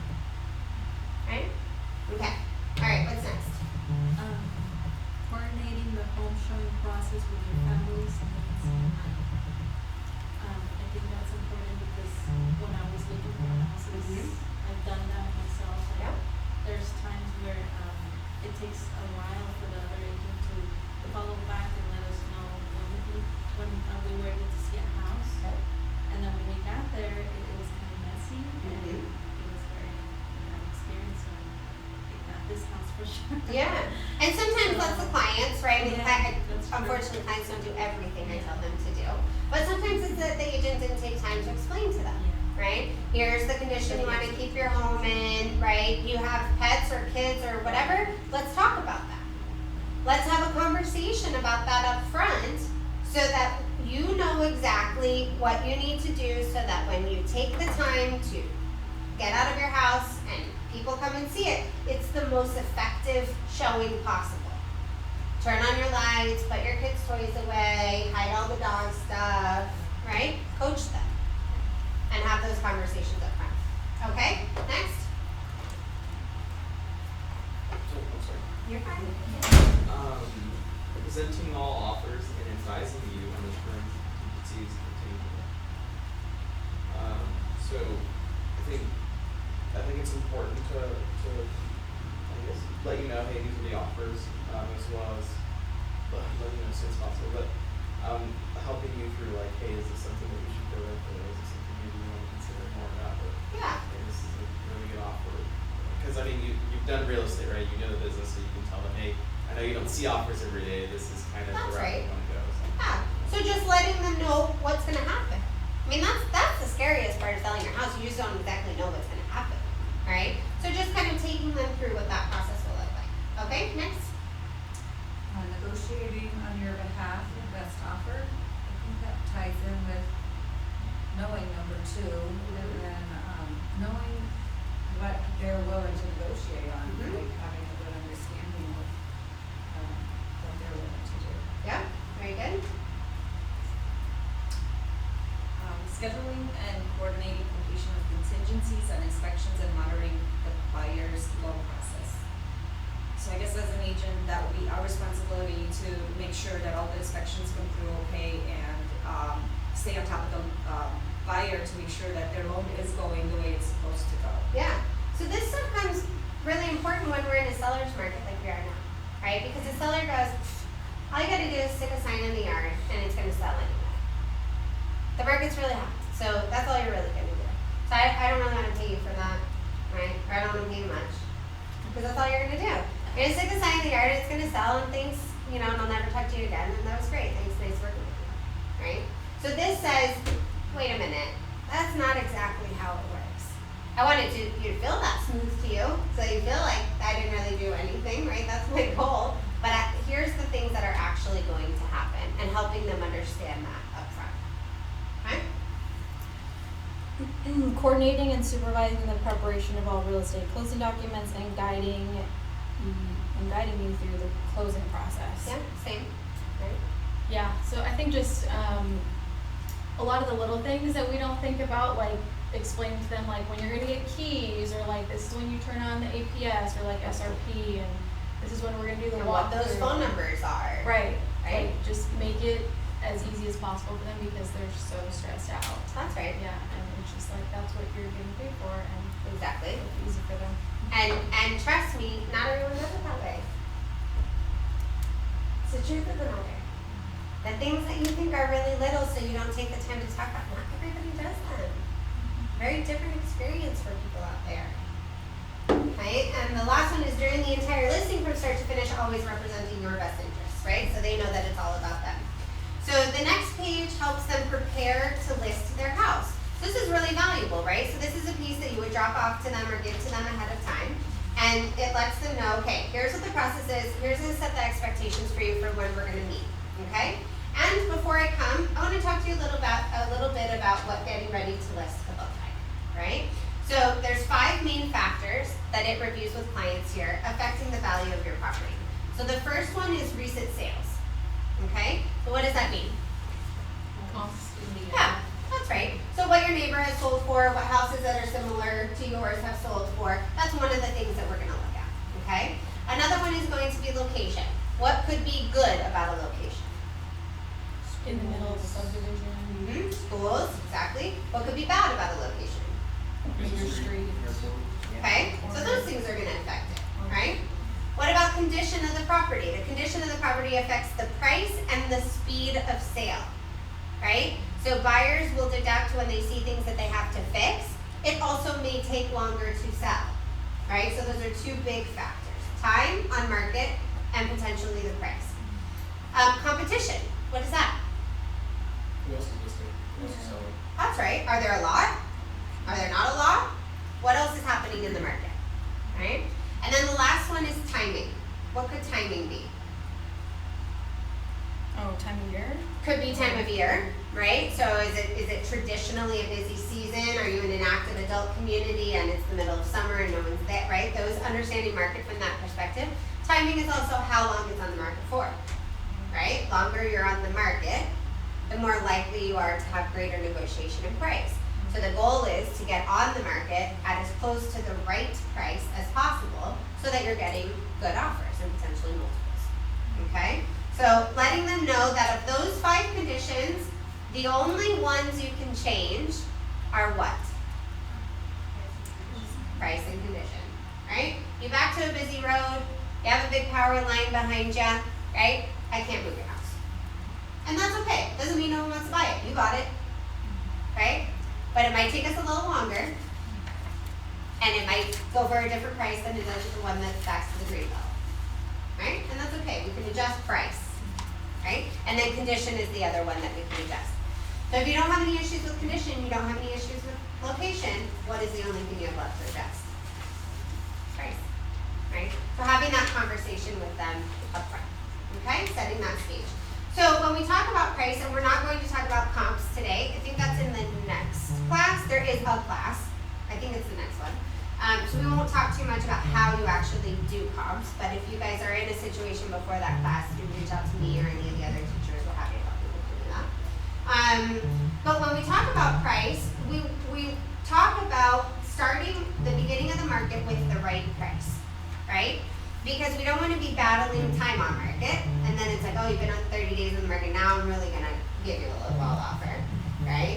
And then you're likely to make a price reduction, typically around that 30 to 45 day mark. So if people have cycled through, they still haven't bought, then usually around that 30 to 45 day mark, depending on your price point, you're going to be making a price reduction. So now you've reduced, plus you've been on the market for 30 days, right? It's not an ideal conditions for a seller. So here it gives you 3 bullet points to help them understand how you're going to help them price it.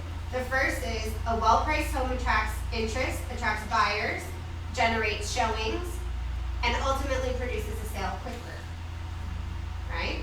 The second one is an underpriced home will attract buyers and may sell quickly, but it may detract buyers who wonder what's wrong with it, why is it priced so low, right? And then an overpriced home will be evidenced by the lack of interest, few showings, no offers, longer time on market. So especially in a seller's market, we're really watching the showings. So if you get no showings, right, when you go on the market, you're probably a good 10% overpriced. None, no showings, right? If you get a lot of showings, but no offers, you could still be up to about 5%, right? And why do we get that 5% number? Does anyone know what the average list to sales price ratio, like how much of the list price people are selling their houses for on average? 2% negotiation, so about 98% of list is where most homes are selling. So we figure if you were within 2%, you would have gotten an offer. Does that make sense? So that's why I typically say if you get a lot of showings but no offers, you're probably still up to about 5% overpriced. Okay, so those are the kind of conversations, yeah? So when you get a seller Yep. who is just, I mean, it's a great house, but they're Yep. kind of unrealistic about the price. Sure. And I know it's good to talk to them up front. If nothing happens within a couple weeks, Yep. will you lower it by this much? But kind of how do you handle What else? that when you have kind of an unrealistic seller that Yeah. just really wants it high and feels this is a seller's market, so Sure. we're gonna test the market. Yeah. Did you want to say something? No, I just have a question about this lady that I'm helping. So the house that she wants to get, Yes. is priced at $235. It's in Peoria. I ran comps in the area, Uh-huh. and and I even called the realtor. He couldn't come up with a good explanation Yeah, of which why, is a good thing to do. of why this house. He's like, well, one house in that sold in the neighborhood for $235, Sure. but it's 125 square feet bigger. Mhm. So when I ran comps, that house should be priced at 122 or 222, not 122. So I told my client, like, if we do write an offer, hopefully it doesn't just offend the seller, but there's no way that Yeah. has to be. So, I'll leave some of the comps conversation for next week when you guys have that, but let's talk about both of these, because I think it's important. So, first of all, unrealistic seller, all that really means, seller, you're taking something from them, right? It's very different than a buyer. Buyer is getting something, the seller is getting something taken from them. So it's always gonna be kind of a sensitive topic, right? So the first conversation is, where are they getting their pricing from? Okay, so let's just break that out, right? Because pricing is not, it's not what you paid for it. It's not what you paid for it plus how much you put into it. It's not what your neighbor says it's worth. It's not what Zillow says it's worth, right? It's not what your aunt who was a real estate agent in Illinois says it's worth, right? It's none of those things. What it's worth is what a buyer is willing to pay for it. That's the honest truth. And if they're financing, yeah. Actually, that's, we just sold our house that way. Our realtor advised us not to set a certain price. Yeah. And we were like, no, we really believe that it's, Sure. And we didn't get exactly that price, Yeah. but we were able to go a little bit lower. So we Yeah. got exactly what we wanted Yeah. at the end of the deal, but Yeah. she really advised us not to do it. And Yeah. we were pretty certain that it was, but Sure. of course I did my research before I put my house on the Yeah. market to see what was going. That's right. Because So, it also needs to appraise. and it needs to appraise, yeah. So that was the other thing that I was gonna say, is that in this market, it's what they're willing to pay for it and what a bank is willing to loan on it, right? So in this seller's market, it is okay to test the market a little bit. You want to test it within range, right? Because if you're way too high, you will spend the time days on market and you won't get a buyer, right? Or you're gonna sell it to somebody right away and you're gonna have an appraisal issue. But it is okay to push the market. And we got an offer in 3 days. Sure. But remember that comps are not a black and white thing. There is no specific number. There is a range, right? And from experience, there's going to be keeping it under a certain bracket or pricing it in a certain, we call it bracketing of prices, right? But it is okay to push it a little bit, but getting realistic up front is the best way to deal with that. So where are you getting the price from? Okay, let's talk through that, right? If they know their neighborhood very well, there may be some information that they know about the neighborhood. They may know that floor plan was terrible or the inside was terrible and they still sold. And if MLS says that it comped or it appraised, there was no appraisal issues, then maybe it's worth being somewhere in the vicinity.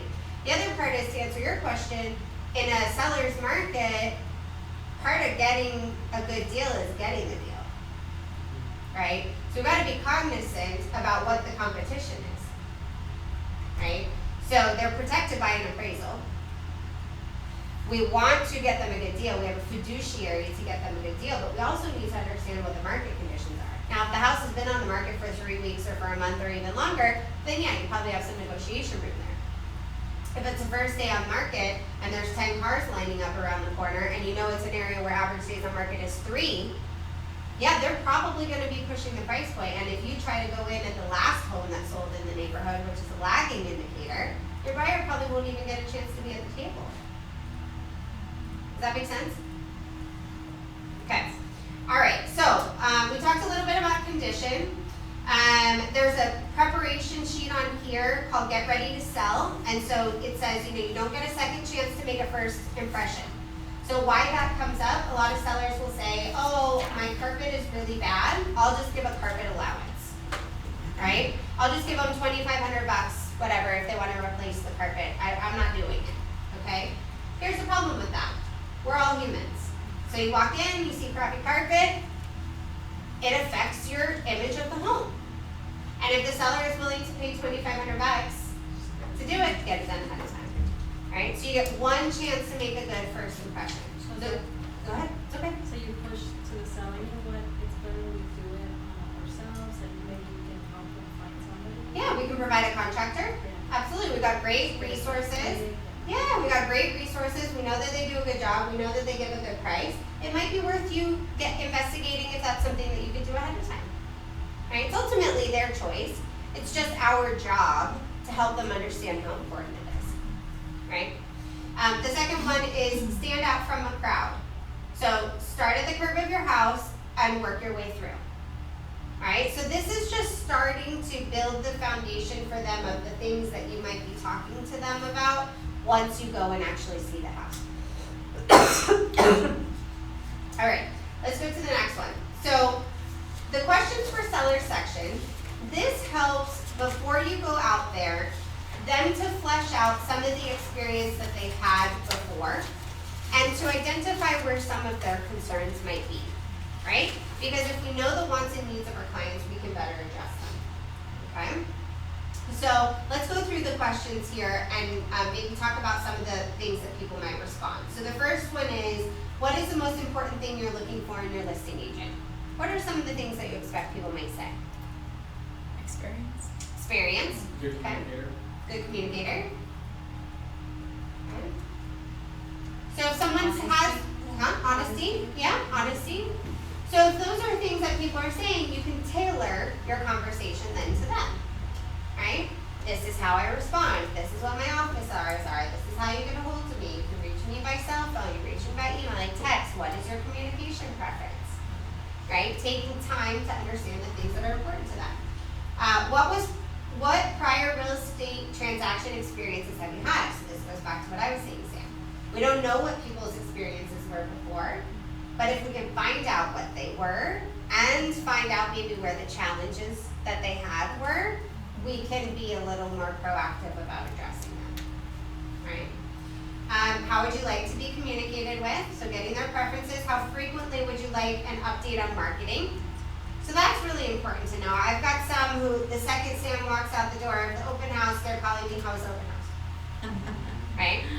So I probably could have got an update from Sam 30 minutes before the open house was over and said, this is how many people have come through, if I know that this is how they are, right? This is how many people came through, it's going really well, he's gonna be wrapping up here in a little bit, I'll let you know if anything changes, but this is what your report was, right? Versus other people who don't ask me anything, and then maybe I'll call them at the end of the night or send them an email and let them know how it went, right? So understanding what people's preferences are. How quickly would you like an update on showings? Okay, so if you guys are using showing time or showing suite, either of those, it's communicating directly with the seller to let them know what the showings were, so that's something you can explain to them that they'll have when working with you. And then please list what you're most concerned about.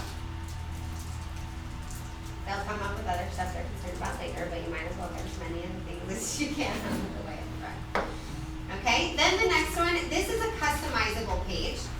So this next one is about me. Okay, so what I'm going to do is I'm going to have you each grab one of these line items and give me one sentence or topic or bullet point that you would add into that if you were customizing this for you. Okay, so Mallory, let's start with you on expertise. So insert geographical areas of expertise and specialty market segments. I Okay, where do you live? I live in Santan Valley. Okay, so you specialize in the East Valley? Sure. Are you very familiar with the Santan Valley area? Sure. Okay, it's a starting point, right? Okay, Sam, technology? I would say that I'm an effective communicator using different technology sources, and I grew up in a technology era, and Yeah, so you want to tell your benefits. If you're young, the benefit is that you're young. If you're old, the benefit is that you're old. Right? That's how it works. We all have strengths, right? So I grew up in a technology area. I'm very familiar with social media. It's how I reach out to connect with a lot of my clients. I have an app, right? I can send you an app. We use DocuSign, so you can have everything signed electronically. You don't have to worry about getting. We make it very easy for you, right? Okay, communication. Pretty much if I'm in a meeting, I get right back to you. I don't know, set up my voicemail. People know if I don't answer, it says, hey, I'm in a meeting, I'll get right back to you as soon as I'm done with my meeting. Perfect. And I get back to them promptly, same day. Okay, good. Clients for life. It says insert any stats or percentages of business from repeat clients, referrals, etc. Even though I'm new, that's one advantage of being on a team. Is Yeah. you can kind of say my team That's right. has 15 or 16 years experience. They have closed this many deals. Here's some quotes from happy client or something Yeah. like that. Yeah, But then pretty quickly we'll start getting our own. yeah, And then we can, but we all have to start somewhere, right? yeah. And what if you're not on a team? Whose can you use?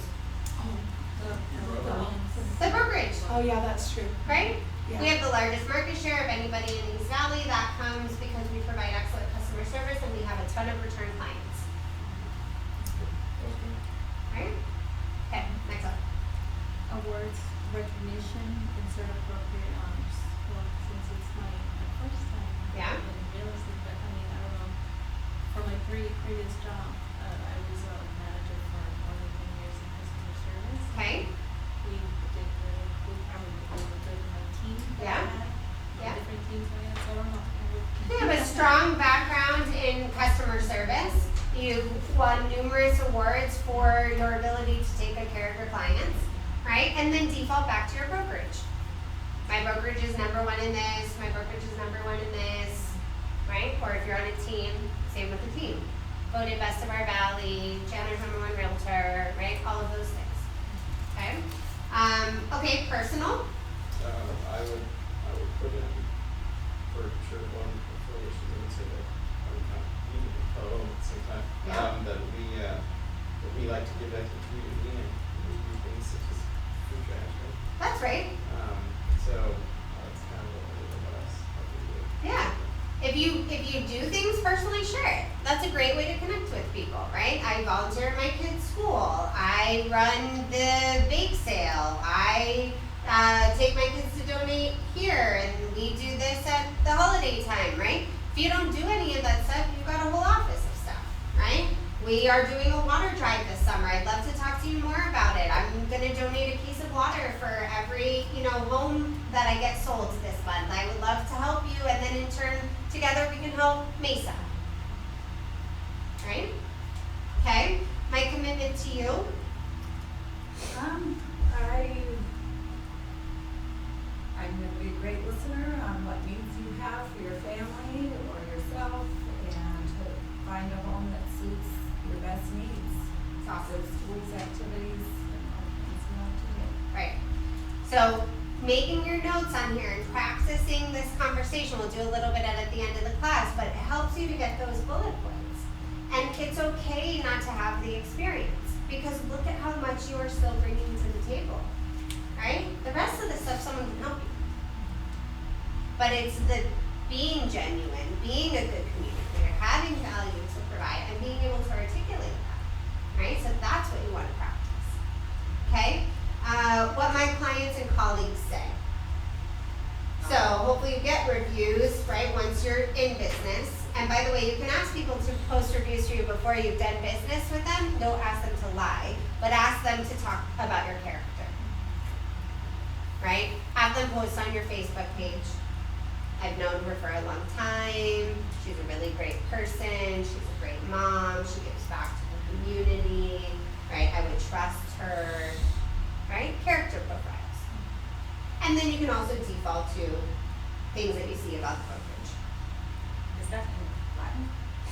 Oh, that's what you put in when you're writing a, like, a document where you want someone to be able to fill in their own stuff. It's like a stock. It's just there so that you know that you can fill it in. Okay. What do you guys think about having a pre-listing package? Helpful? Do you think it's most effective to have this page at the end of the presentation? Or- Versus at the front? Yeah, Like the who you are part? it's about me, yeah. So in our listing guides, our about us is at the very beginning. I think probably why they're designed this way is because we want the client's needs first before we start talking about ourselves. So I think you could probably split it up. Maybe in the front, a little bit about me. Here's who I am. I'm really excited to meet you. And then the bulk of your reviews and things like that kind of at the end to wrap it up. I think it's just psychological. You want them to, people like to talk about themselves, right? So you let them get out all the stuff that's really important to them first before you start talking about yourself. That makes sense? I don't think there's a bad way. If you cover all of it, you're going to be okay. But I think it would be nice maybe to split those two up. Okay? Okay. I'm going to play this next video before. Does anyone want to take a quick break? Do they give you breaks? Okay, take a break. Do they allow you to take a break? Go take a quick break. I'll cue up the next video. Yeah. Quick question. So I printed out these big packets, like the pre-listing and then the guide to selling. Yeah. But they're both pretty fat and it's not this. And so I'm It's not what we went through? No, these are, I mean, I got these off of Ignite and It might be because they created one that has a note page for you. so this is like Oh, I don't know this what that is. fat thing. Please read carefully before using the listing presentation. So this I one, have a picture, but I'm not sure. I, So I think they do. I don't know. I could be wrong. Let's go with you and check it out. Let's see. I know, they're pages. and then this is agent copy a guide to selling your home, but okay. it's different though. So this is the next one we're gonna go through. Okay, so Let me see what I have. but this is good. Like I like how it's just That's to the- pre-listing. Right, it's not super fat. I don't know if I printed out And this then other one the is other one, maybe, I don't know if this is the wrong theme. so the other two are the ones, so the short one we just went through, Mhm. and So then, this is coming. and then that one we're gonna go through. Okay, So the so I only just- difference is this, Yeah, and maybe this is just another, like, sample one that's already. I mean, we're supposed to put our info in here. Yeah, But is that kind of the same as this? yeah, it looks like it covers all the same stuff, because if you go from the back side. No, this is, oh.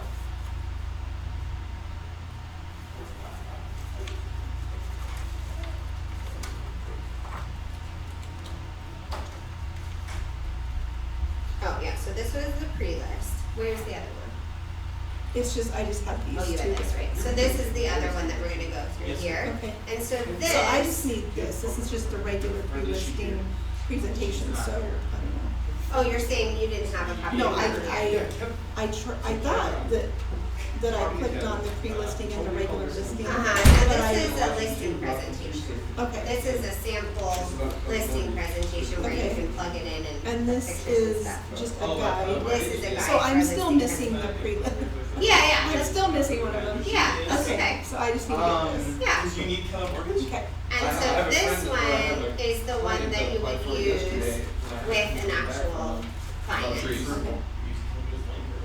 No, So but it's I got don't, I just don't just a have little contact more in it information than on what mortgage you directly prepared what's for going them on. to see ahead So of it's time. okay. okay, so I just need to get that one. Okay, thank you. Yeah, for sure. I was like, You're like, what are I we going figured over? two things out, but it's like, it's not that. Is there a team hiring? You don't. Yeah, so I think we're always sort of trying to talk to people and see, where they're at in their business and talk to them a little bit about our team and the way that our team Like is set up. super urgent?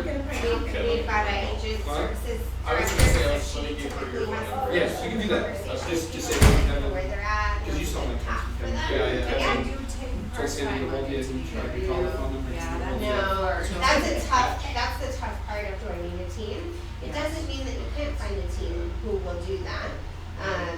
But a lot of them are going to want a full-time commitment. Right. Yeah, I interviewed with a couple of them. That was the big time. Right, Yeah. right. What is your plan?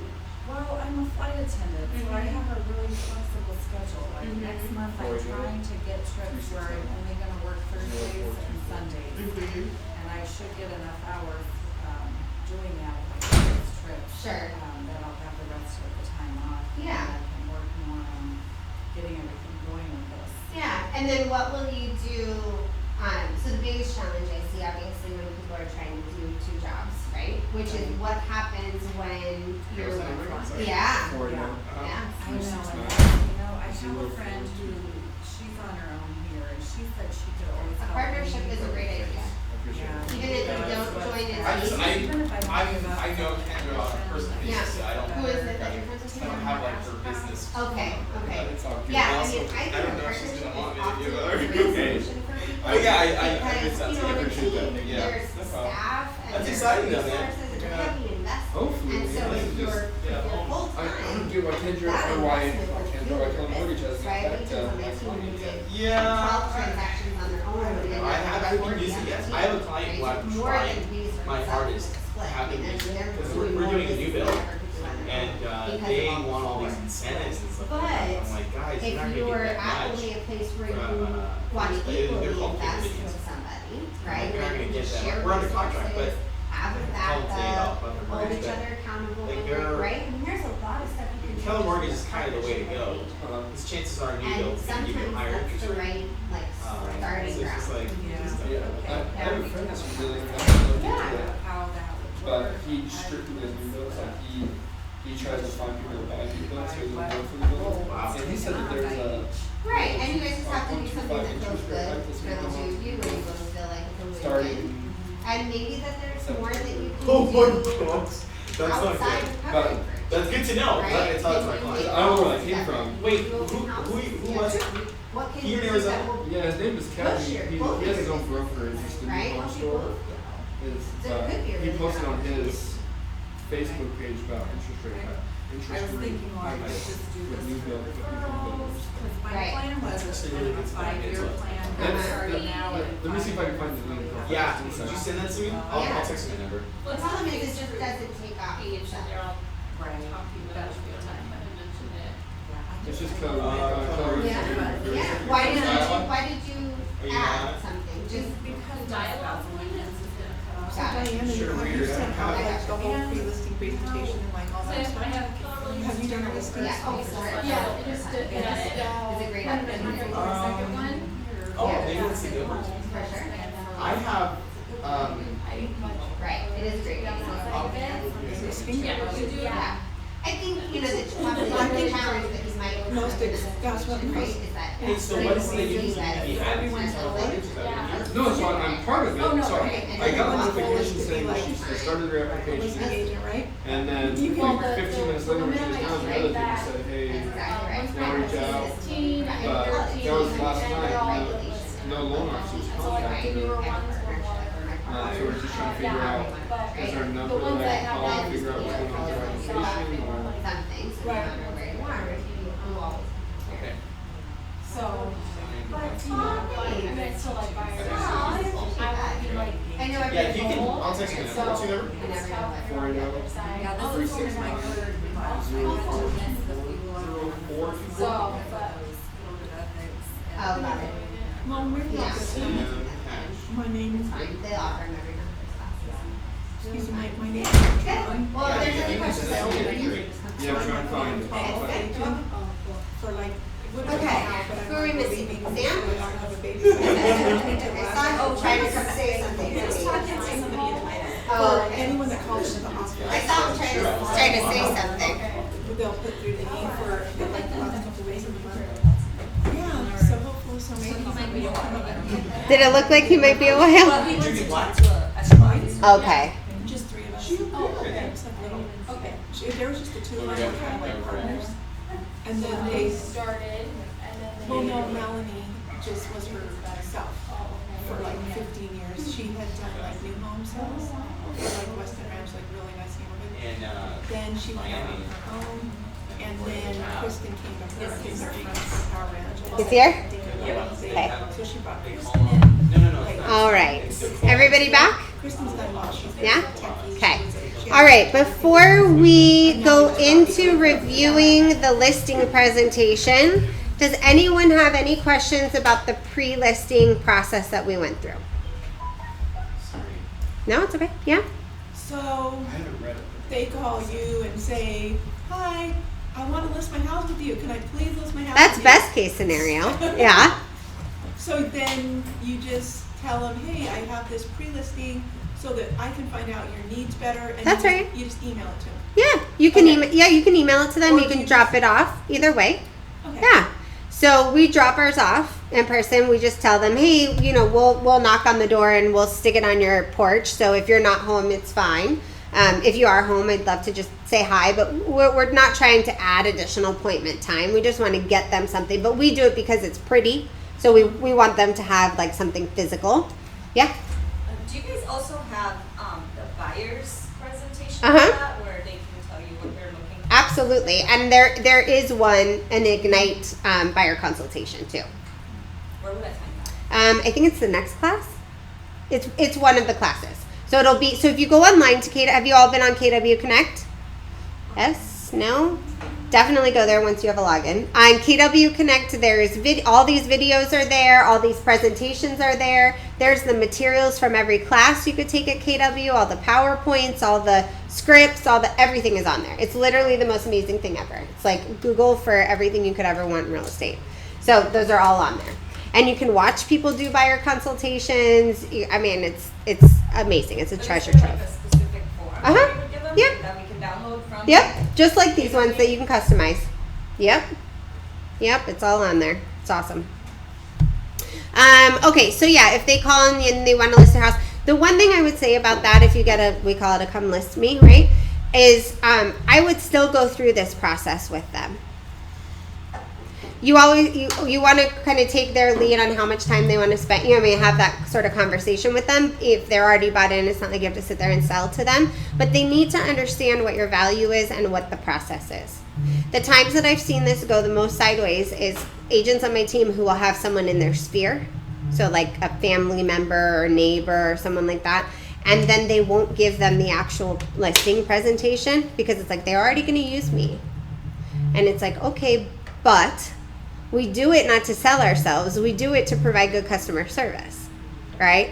So you didn't set the expectations. You didn't give them the timeline. You didn't explain to them all the things that we do to market their home. You didn't talk to them about pricing. You didn't, right? All of the things that provide valuable care, you didn't give to the people that meant the most to you, right?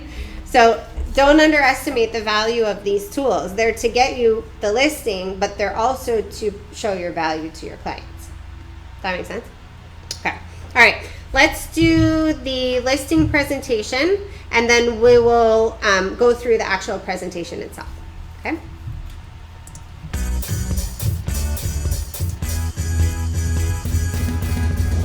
Hi, I'm Josh Ballard from Vancouver, Canada. I'm with Keller Williams for 8 years and been selling real estate for 18 years.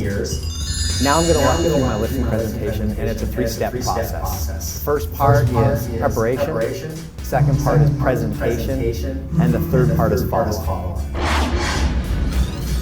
A lot of my listings come by way of referral and repeat. And so when the call comes in and they want me to come over and list their home, I have a conversation about what their needs are. What exactly is it you're looking to do? Are you moving up? Are you moving down?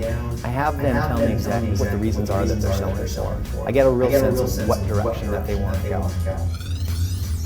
One of the things that we've done to make my appointment settings a little easier is we've time blocked. We follow what Gary says. He says time block everything that you do. And we've time blocked our slots in advance for listing appointments. Every day, Monday to Friday. We have a slot available at 4 o'clock and a second slot available at 5:30. So I've got the potential of 10 listing appointments Monday to Friday. That makes my life a lot easier because I'm able to time block my lead generation first thing in the morning and not have my day so loose and scattered so I'm trying to scramble on where to put a listing appointment. Super smart. What we do now in our team is we decided to go paperless with our evaluations, our CMAs. So instead of printing off paper, what we'll do is we'll take it on the computer and convert it to PDF, mark it up with a highlighter from there on the computer, and then create an email from that. Email that package off to our client prior to going out to their home to list it. What I do when I go on a listing presentation is I meet the sellers at the door, and I have them take me on a tour of the property. During that time, I'm actually asking them to tell me again, to recap again, what their motivation is for selling. So I'm getting them more comfortable with them moving out of their house is what I'm doing. That usually takes about 5 minutes, and when we're done there, we transition right over to the kitchen table. We'll talk about the market, the evaluation itself, and that in itself is about 15 minutes. Once we've agreed upon a price that we're going to list at, we'll sign a listing contract. They sign the initial 3-page contract, they sign the property disclosure statement, and they sign the working with a realtor brochure. Outside of those 3 documents, that's it. I send in my measuring company to come in and measure the home. I send in my stager who's going to contact them to come in and stage the home. And once she's done, then I send in a photographer and take the photos of the home. We always do a follow-up with them as well, just to say, how did that go? What was that experience like for you? Keeps them feeling like they're in control and very much a part of the process, and it lets them know that we're paying attention to every detail on their listing prior to it being on the market. One of the expectations that I set with the sellers is that I phone them twice a week on purpose. So I set their expectation for me to phone them on Monday mornings with what's called a Monday morning update, where I review everything that's happened for their home over the past weekend with them. The second call that I set them up for to expect is on Fridays, and that's a Friday morning market update. And what I've set them up for is that I'm going to talk to them about any new listings that have hit the market, any expireds that have come off the market, and any solds that have actually just happened since that past week. They also know that on Friday, we're going to be talking about the numbers. Does the current list price that we're at right now still make sense in relation to the latest listings or the most current solds? They know in advance that that conversation could lead to a price reduction, and a lot of times, they bring that on themselves. They say, hey, look, you know what, it looks like we might be a bit high, Josh. Should we bring it down? So it's a natural transition to a price reduction. One of the reasons I choose not to do a pre-listing package is when I'm sitting in front of them, I really want their full focus and attention. I want their attention on me, and I want to be able to ask them questions where they're giving me their full attention and not flipping through a pre-listing package. Most of their questions are going to come straight from the gut, and that's really what I'm looking for. I'm Josh Bath, and I just shared my listing presentation with you, and I wish you all the best with yours. So then, the pre-listing package, right, some people have those questionnaires built into the listing presentation itself. And so some people will use some type of a guide to go through the process with the sellers to kind of help keep people on track. And I would say that as you're starting your career, that's definitely what you want to do, so that you've got an actual presentation to guide them through, exactly a guide to keep you going. Once you've been doing it for a while, you will probably have that all memorized and you'll be able to take it through with them. But some people always like paper. And if it makes you more comfortable, that's great. Sometimes clients like paper because then they can take notes on things. So I don't think that there is a bad way to do it, but I would say just like scripting a phone call, having a plan and a printed physical plan will help you as you become more comfortable using the terms in the process. Cool? Yeah? I have a question on Yeah. the staging and the professional photographer. Yeah. I just think it's So certainly you can do it any way you want, but I would say most staging clients are paying for themselves. There are some larger teams who manage in-house staging inventory, and there's some agents who will do light staging themselves. Like our listing agents, they have like a Tupperware, if you will, of, colored towels and, just some like minor things that they can put into bathrooms and sort of, spruce a color up a little bit in an event vacant house. But our sellers, when we recommend staging to them in an empty home, they're paying for that. Photography we pay for, and I would say probably most agents are doing that. So any of the marketing materials, typically an agent is paying for. Yeah. Okay, what are your big takeaways from his presentation?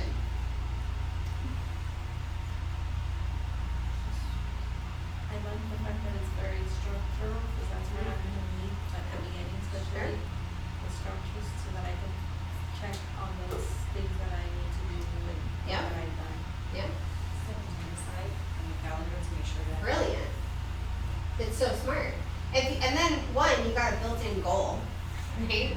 How many listing appointments do I need to get this week? How many that I blocked off on my calendar, right? You have a built-in plan for your week. But two, you've got very specific times already set aside. So if you block your lead generation in the morning and block your appointment time setting in the afternoon, and in the middle is all the stuff that makes your day go sideways, right? You're sure that you get at least the two most important parts of your job done, which is getting new business and getting new business, right? And then in between, you do all of the other stuff. But the most important stuff is time blocked. And that goes for all the important stuff in your life, right? Taking your kids to school, picking your kids up from work, date night, like whatever it is that's important to you, get it on the calendar. Make sure that it's there, right? Then if something slips, it slips, but 99% of the time, you've got a calendar. Right? Okay, we go till 12, yeah? Okay. All right, let's do selling your home. So everybody's got this guide to selling your home, right, where we're sharing.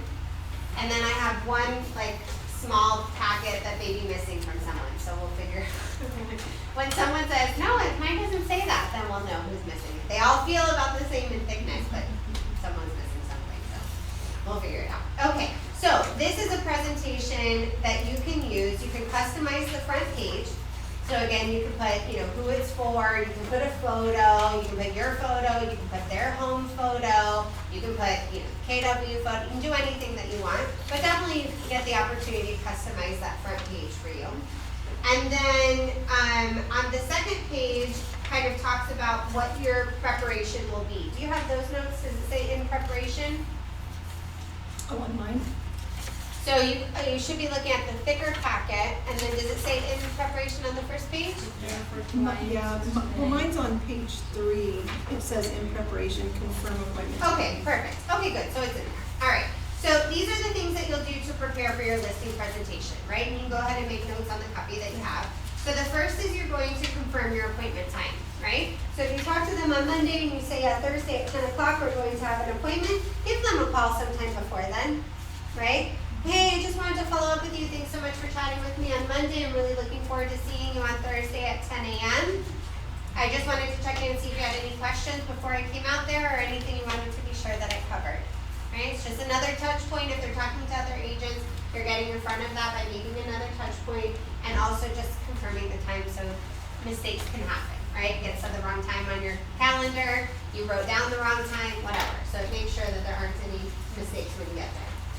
Number 2, show up on time or a little bit earlier. I always say it's a good idea to play one of your favorite upbeat songs on your way to go into a listing appointment, right? We're only human, so we're all affected by all of the stuff that's going on in our day. So get your favorite, really get you going kind of song and put some energy into yourself before you're headed out there, right? Show up a little bit earlier in case you miss anything. Don't be running late. Don't be sweaty when you walk in the door, right? Be calm, cool, and collect.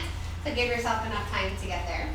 Have a copy of the listing presentation for the sellers. So obviously not the one that has your notes written all over it, but a printed nice copy to give to them. Have business cards to present with a copy of the listing presentation. So I always like to give people 2 business cards when I give them a business card. One is for them and one is for someone that they know. Right? It's a really easy conversation about if you happen to know anyone, I'd love for you to pass this along.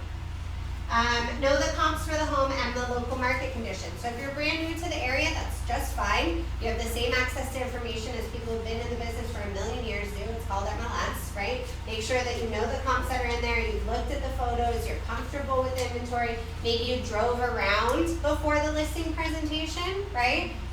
Maybe you've previewed one of the other houses that's in the neighborhood, especially if someone has been in their neighborhood for a long time. You best bet they've seen the inside of most of the homes in their neighborhood, right?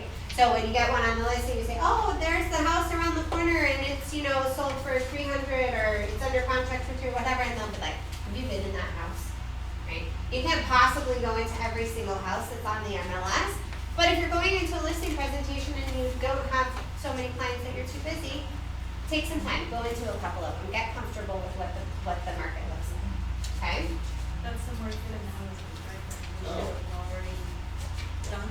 You would have done that ahead of time. Yep. That's right, exactly right. And then the next part is the appointment, right? So it follows this tell and ask. So the first is, thank you so much for giving me the opportunity to get your home sold. You can either review the pre-listing packet that you left with them, or you can ask them if they had any questions on it. But if you did send them a presentation ahead of time, thanks so much for taking the pre-listing package that I sent over to you. If we can just go through it real quickly, or did you have any questions when you were taking a look at that, right? So if you're using the one we put together, it's asking them questions. What's important to you? So those are the things that you would want to be able to review, okay? Did you have a chance to review the guide to selling your home that I left you with? Yes, great. Did you complete the questionnaire on the back, right? Do you have any questions about anything that was in there? Or no? Okay, well let's take a look at the packet real quick and just see if there's anything we want to touch on before we get started, right? Mr. or Mrs. Seller, how long have you been in your home? Have you had any relationships with realtors in the past? Yes, how did they go? Great, I want to make sure we don't have any of those same problems that you had before. What's most important to you in a realtor? Perfect, that's exactly what I'm going to provide for you. Let's get started. Right, so that whole packet we went through, if they didn't do anything with it, it's like, okay, here's just sort of high level, right? Build a relationship. And then you let them know that you've got 6 goals for today's meeting, okay? The goals are, discuss your motivation for selling, right? I really want to understand where you're going, why you're going there, what do we need to do to make it happen, right? Really get their motivation. 2, define your 10+ experience expectations.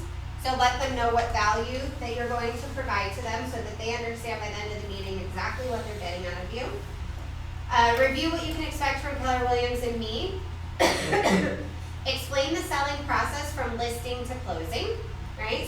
And today, if you don't know how this is going to work, you're going to. I promise. I'm not going to leave you in the dark. I'm going to let you know every step of the way how this goes.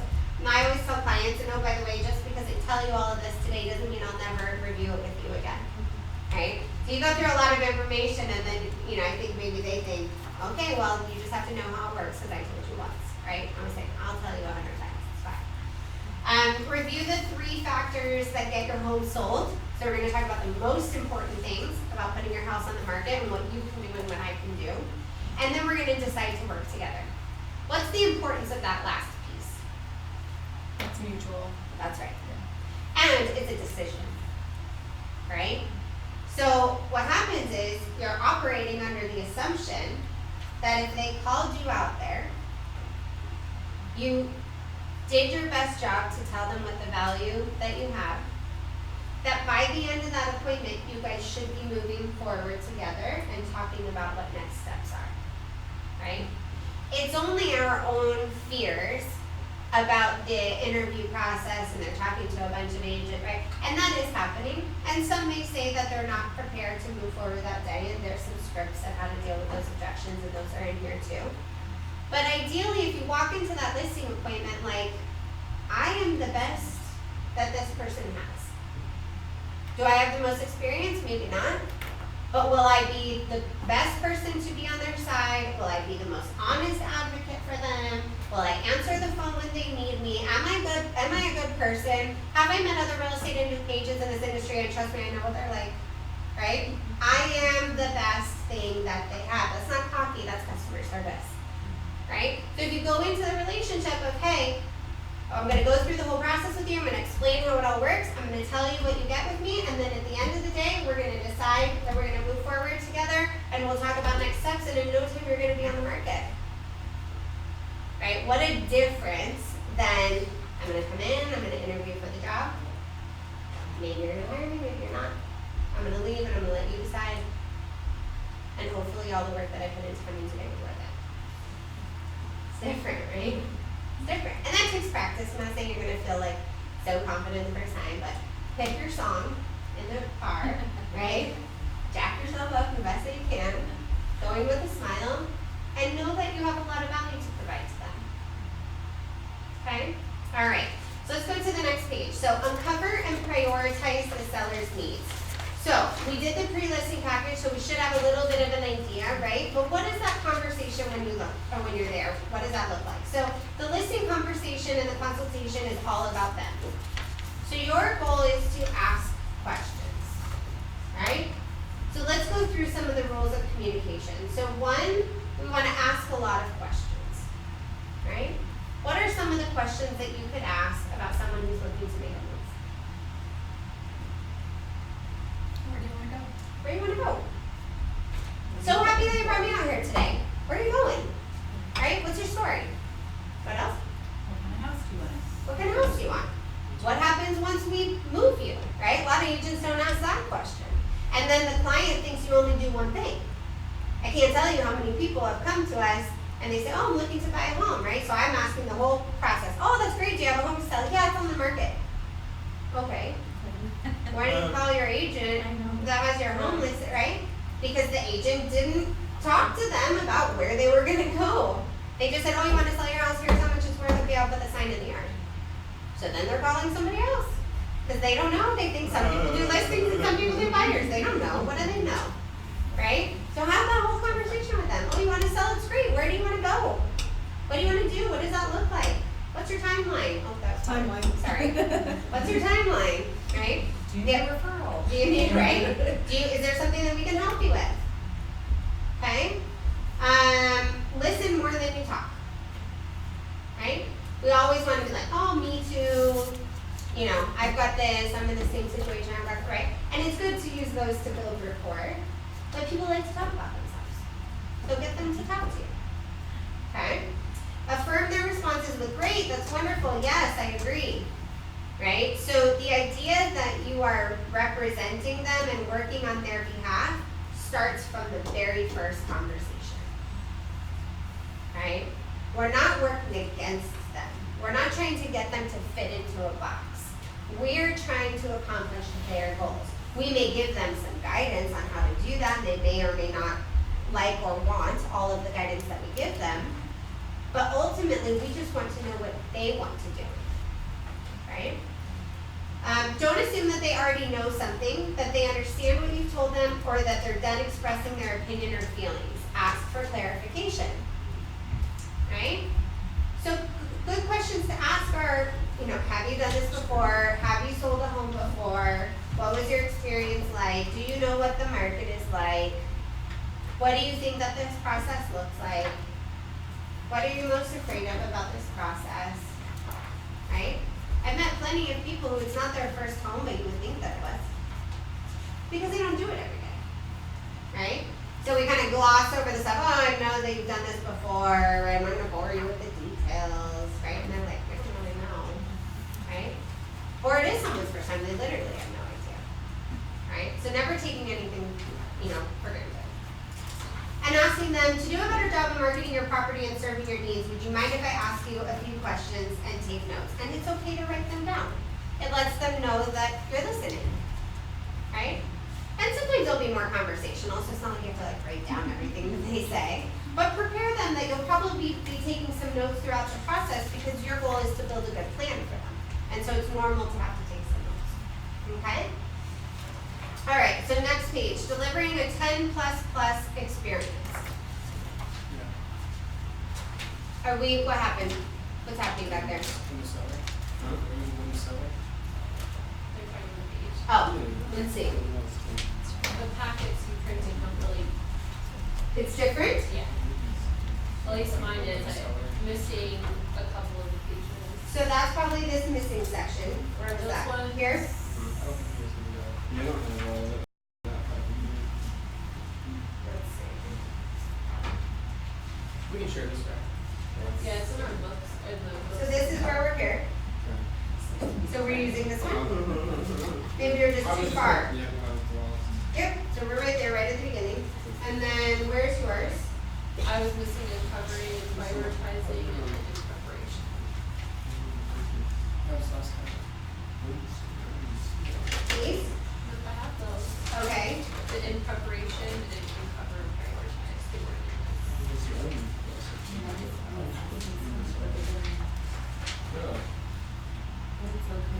Yeah, it's in our book, so I'm good So here. you have it there. Okay, okay. It's just, it's, Right. Okay. so yeah, that's okay. I would use that. Got it. Got it. Okay. I go press so it's Is everybody okay now?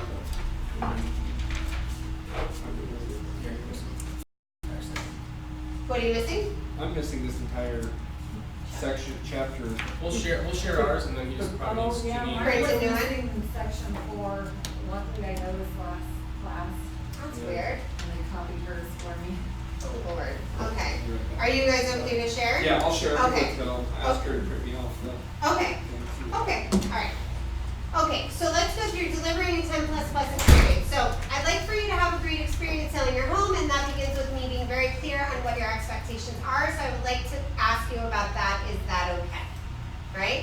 So this goes back to similar to the questions that we had in the pre-listing package, right? If you've already covered them, you don't have to go back through this again, but you have to explain to them why it's important that you provide them the best customer service and that they explain to you what they're looking for, right? You can't meet people's expectations if you don't know what they are. So on a scale of 1 to 10, with 1 being not so desirable and 10 being extremely desirable, what one thing has to happen in this transaction for your experience to be a 10? It's a good question, right? I have to make the most money, period. I have to move in 30 days, right? Things that I find out about people that I didn't ask enough good questions up front, right? I have to make sure that no one wears shoes in my home. Right? Find out that too late. I need to make sure that, I know 48 hours in advance when someone wants to see the property. Right? Things that you may present challenges later, you're able to have those conversations up front. Right? If we could add one more thing, what other thing has to happen to make your experience a 10?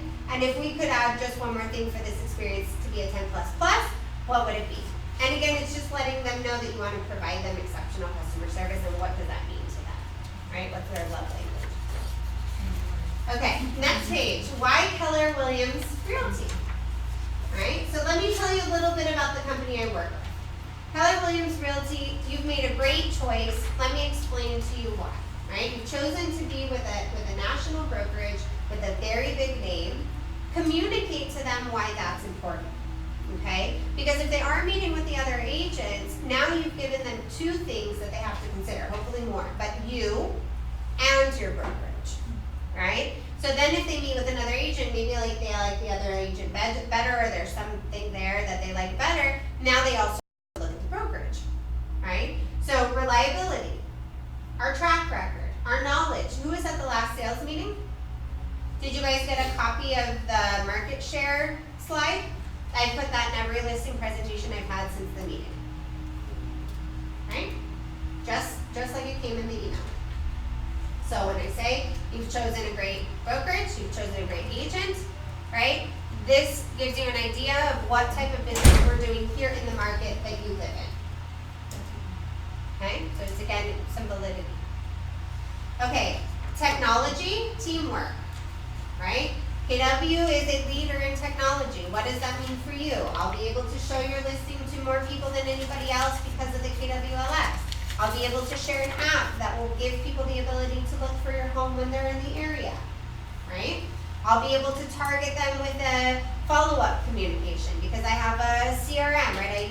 I use the KW CRM, so I can put in all my information in there. I have you on a 33 touch, right? I mean, all of these words, I'm able to follow up with people, buyers that come through, right?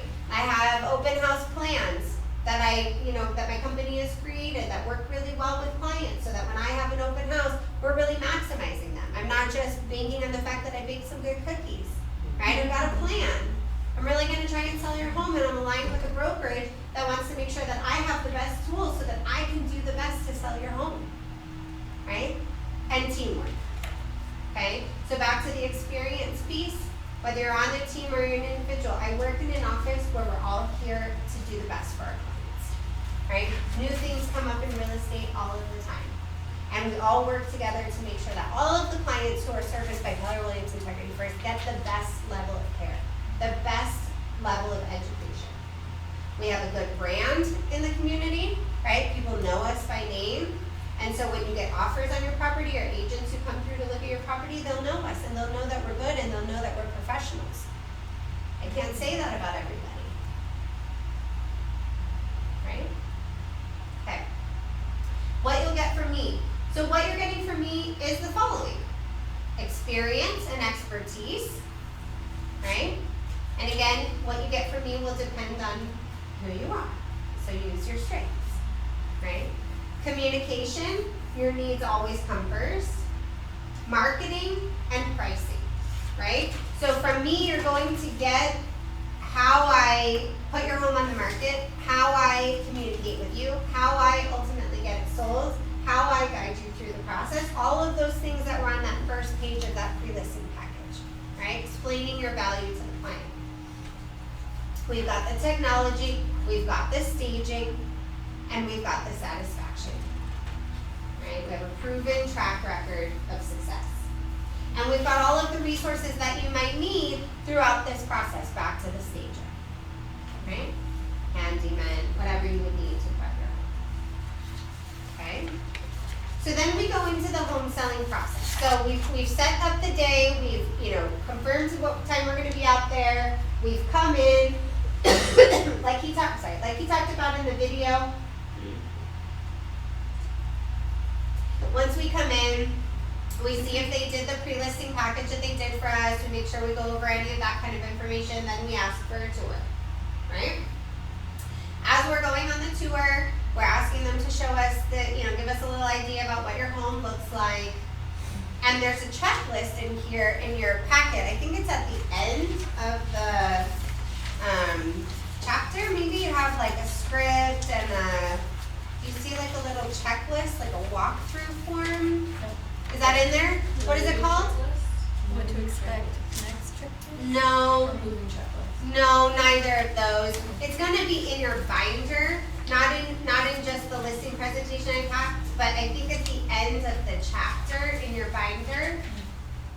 Is that the moving checklist? No. You mean the Ignite packet for this session? I think it's at the end of the chapter. No. The chapter. No. I think it's in the chapter itself from the session. Let me see. Here's a moving checklist, but that's not. No.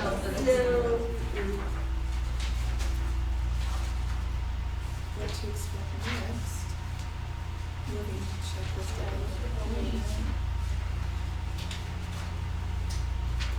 I think it's in the toolbox. Is that in a separate section or is that at the end of the chapter? I don't think it's at the end of the chapter. I got it online. I don't know if you printed this off. The toolbox. Let me see if I have the toolbox thingy here. Yeah, we kind of. So if you go online and you go to this Ignite 4, there is a section in there that has resources. And there is a page on there, and I'll get all of your information from today and I'll send it to you. But it's basically like a walkthrough form.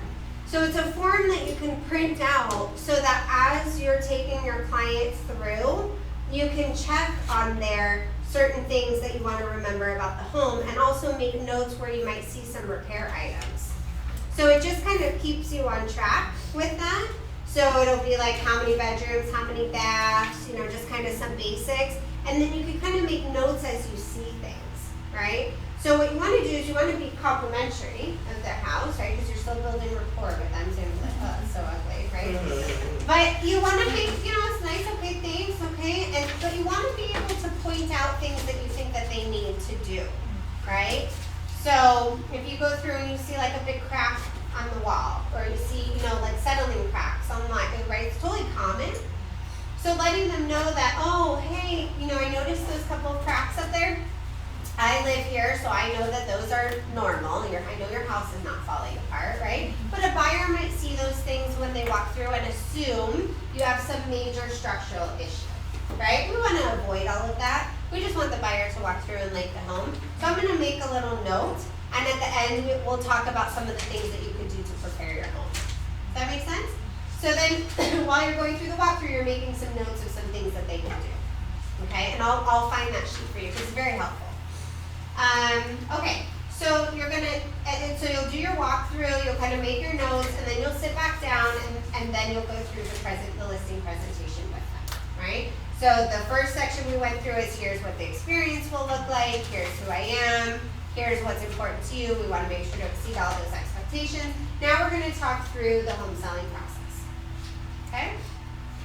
So the first question that I was asking you is, have you ever bought real estate before? Right? Telling me yes or no and what your comfort level with in the process will let me know how deep that I need to go into some of these things, right? I like to go high level no matter who I'm talking to because I don't know what kind of real estate agent you had before. You might have had someone who didn't communicate with you or help guide you through the process. And the way that I work is very different. So I want to make sure that I share all of that with you, right? So the first thing that we'll talk about is I'd like to explain the selling process and what services I'll be providing along the way. There's three main portions of what our process together will look like. The first is servicing and marketing, okay? I've got a 14-step marketing plan, and I'll share that with you here in my listing presentation, and I'll proactively communicate with you throughout the process so that you know at what stage we're at throughout that whole time, okay? We'll get then into offers and negotiations. So once I get your house on the market, it looks beautiful, we've got lots of people coming through, and we actually get an offer, I'm going to manage that process with you, so I'll talk with you a little bit about what that will look like, right? I'll present every offer to you, I'll be responsible for negotiating for you, and until you get more comfortable with what each of these stages looks like, use that 14-step guide and just reiterate those sentences, right? Just like we did at the beginning of the class. Just reiterate what you will do in each of those sections. You don't have to know the timelines, right? Once you know all that stuff, share it. But if you don't know it, you don't worry about it.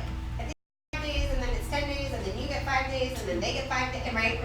You don't need to do that, right? Just tell them that you're going to be there through that process. And then contract to close. So then once we've got an offer, we've negotiated the price, then I'm going to take you all the way over to the finish line, which is really the important part here, right? So we're going to make sure the lender is up to date. We're going to make sure that the title company has everything that they need. We'll make sure we remind you to turn off utilities or help you transfer them to where you go. I will carry you all the way through to the end of the process, okay? And if they've sold a home before, it might have been a while, but they need to know what happens really at the end. So what does that closing look like? So like, oh, okay, great, you sell the home, and you tell me it's going to be for this great price, you're going to help me negotiate, you'll take me to, okay, but how do I get my money, right? And how do you get paid? Like, what actually what happens here, right? So that's the smooth closing piece. So the closing process finalizes the sale of your home and makes everything official. So sellers will commonly pay these items at closing. So part of what you're doing is you're starting to set up for them what some of the fees are that comes out of the dollar amount, right? So mortgage balance and prepayment. So if you've got a mortgage on your home, we'll sell your home. At the end, title is responsible for paying off the mortgage, right? So they'll make sure that that's all taken care of first before they give you any money. You don't have to call anyone, they get it all done, right? Any claims against your property or unpaid property taxes, right? They'll make sure that's all taken care of. Any unpaid special assessments on your property, so if the city or the HOA has put any assessments on your property. Any document stamps or taxes on the deed, they make sure there's a clean title that can be transferred over to the buyer. They'll pull the real estate commissions right out of that, so you don't have to pay me anything up front. And any legal fees or title insurance premiums, that'll all be taken out of your proceeds, okay? After closing, you'll get a copy of all your closing documents, and any home improvement receipts on the homes that you sold, you should just hang on to all of that stuff, just so you have it in case you need it in the future, right? We'll set up a closing appointment for you, so that's where I'll be there with you, and we'll go and we'll actually sign your closing papers. Those will be the ones that you use to identify that you're sold and the other ones have bought, right? And we'll go through any questions that you have at that time, but I'll be there with you at that signing. And we'll want to make sure that you bring to me, or that we've coordinated before then, leaving your house keys, your garage door openers, and you'll want to make sure that you have your picture ID with you on that day. Okay? So you've made it very real to them now of what that whole process will look like. A lot of stuff that they don't understand, right? That you'll have to explain to them again. And that it all ultimately ends with a signing appointment where they sign the documents, they leave their keys, right? And then they get paid. As far as for the the home improvement receipt, is that for tax deduction purposes? It could be for tax deduction purposes. It could be in case there were any questions later about any of the things that they were asked to do that they did. So for both of those purposes, closing documents definitely for tax purposes. Yeah. Okay. So good. So now we've set our value. We've made sure that we understand what's important to them. We've seen the home and we've taken some notes. We explained to them what the process will look like from beginning to end. And then now we're going to talk about actually getting your home listed. Okay, so we're going to share with them the 3 factors to getting their home sold, which we previewed for them a little bit in the pre-listing package. It's not the first time that they've seen this, right? So we know that the location and the condition of home are the first things that attract buyers, and we can't change location, but we can change condition, right? So a good opportunity to talk about maybe some of the things that we saw, because as they know, condition is important to selling your home, right? Marketing of the home is critical, and this is where it's really important that you've got an agent who works hard for you and doesn't just stick a sign in the yard, right? So that's why the things that we talk about pictures and video or whatever it is that you're doing, those are really important to helping them. And then we'll also talk about the price and where the price comes from, right?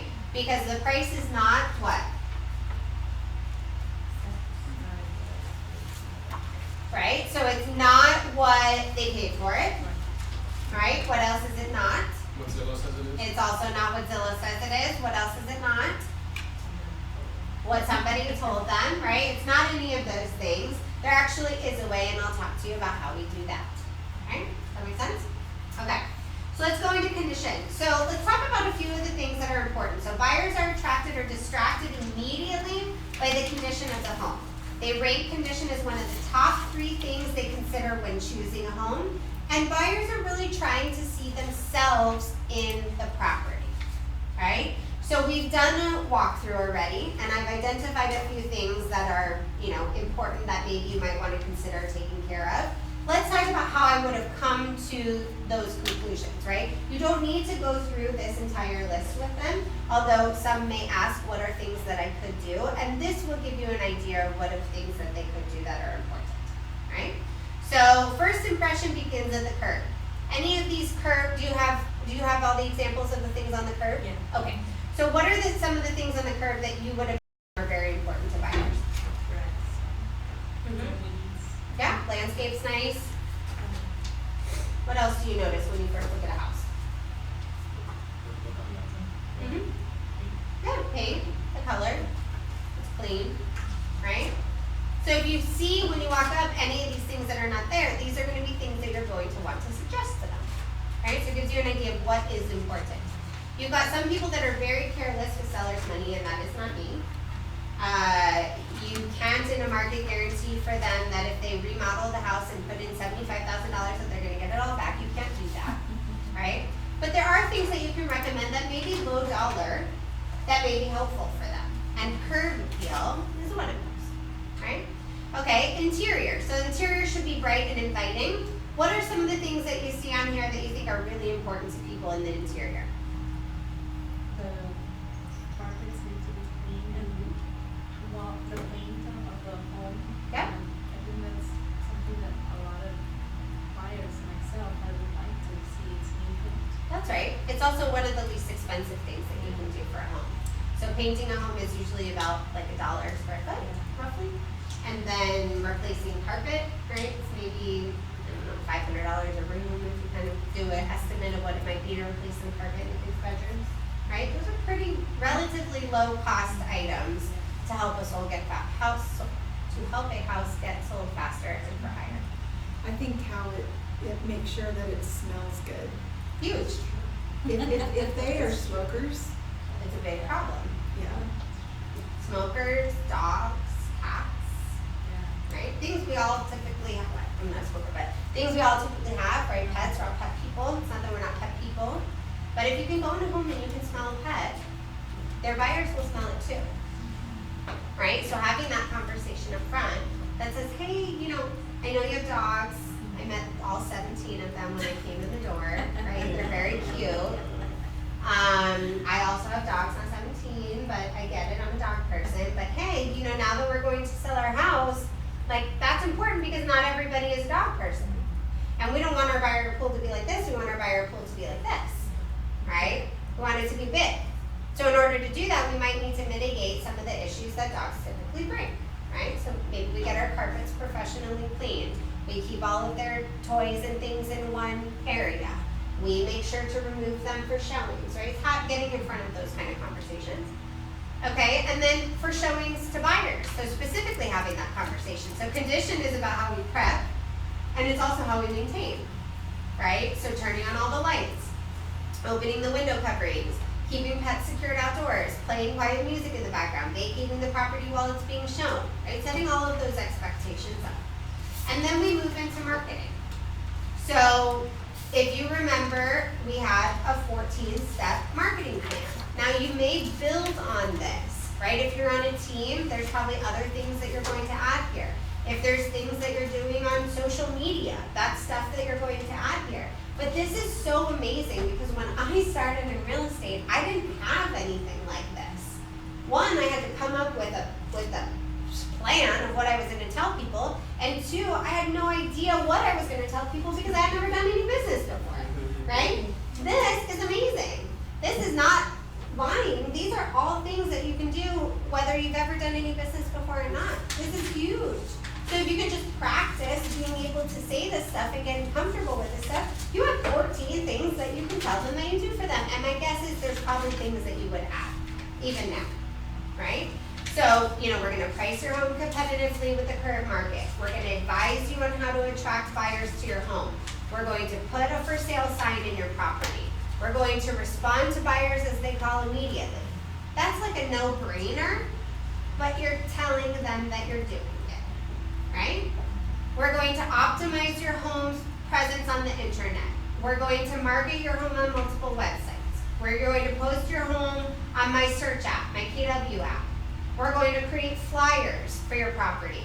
We're going to do just listed notices, right? We're going to call just listed. We're going to pass out flyers that say just listed. We're going to target the marketing to real estate agents. How are we going to do that?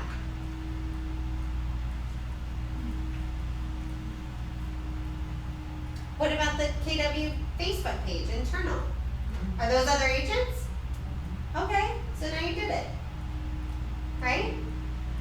Include your home in we're going to put your information in our company and MLS tours. Have any of you guys gotten invited to be on any home tours? At least I call home tours.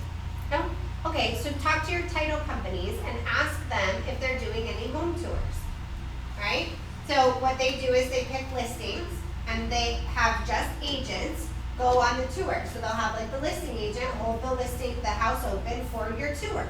And everybody gets to go through and kind of rate, who's on which of the houses is nicer. But it gives you a good kind of lay of the land. And then when you do have a listing, you can put it on one of those tours. They're called broker tours, right? All the title companies do them. All the lenders do them too. We're going to create an open house schedule. We're going to target active buyers. We're going to provide you with weekly updates. We're going to do all of those things to get your home sold. Is there anything you guys can think of that you do that's not on this list? I don't see anything social media, right? I didn't miss that. So I've got a Facebook page. I'm going to put you on my Facebook page. Or I've got an Instagram. I'm going to put you on my Instagram. What about presenting them with like an open door offer? What it would be? Yeah. Did you watch the link I sent you? I didn't, not all. I saw it was a couple hours. I didn't have. Yeah. So I would do it though. So Kenny Klaus, who runs the Klaus team, he does seller seminars, and they explain the buying and selling process to people that want to come listen, right? And so Ty, who's on his team, hosted one of them. And it's great because it's all the same stuff you guys are learning here. It's just you get to see it in action, right? Same like on KW Connect. It's just getting to see it in action.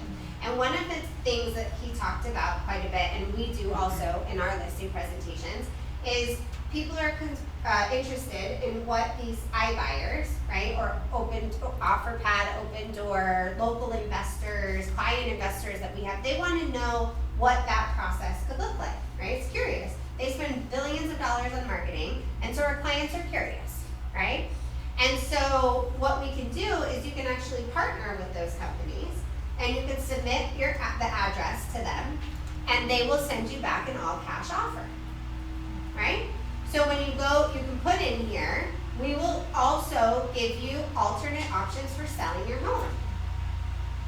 We can put you on the market, we can give you what an open market range price will look like based on what we know the competition looks like in the marketing, but we'll also give you cash offers for your home that will allow you the flexibility of having no showings and moving when you want to. And for some people that may be the right choice. For some, they're not going to want to take that much less, right? But there's so much that we can do. We can market to those companies to help them try to give the best offer that they can. So when you submit the address, you just go on their website and there's an agent link, and you click on the agent link and you put in the address of the property you're going on the listing presentation for. And you put the address in there and you market it based on what you know about the home. It has these features and these features, it's really nice, it's this, and the other, right? More than just a seller putting it in, they're not gonna know any of the things that are important. And you try to get that cash offer the best that you can, and then you present it to them. Maybe it's for them, maybe it's not, but you've taken an extra step in your marketing plan to get their home sold. It's great. What else? Anything else you guys could think of that is not on here that you guys could do? How does that work with open door? Because I tested myself. Yeah. I submitted my house. Yeah.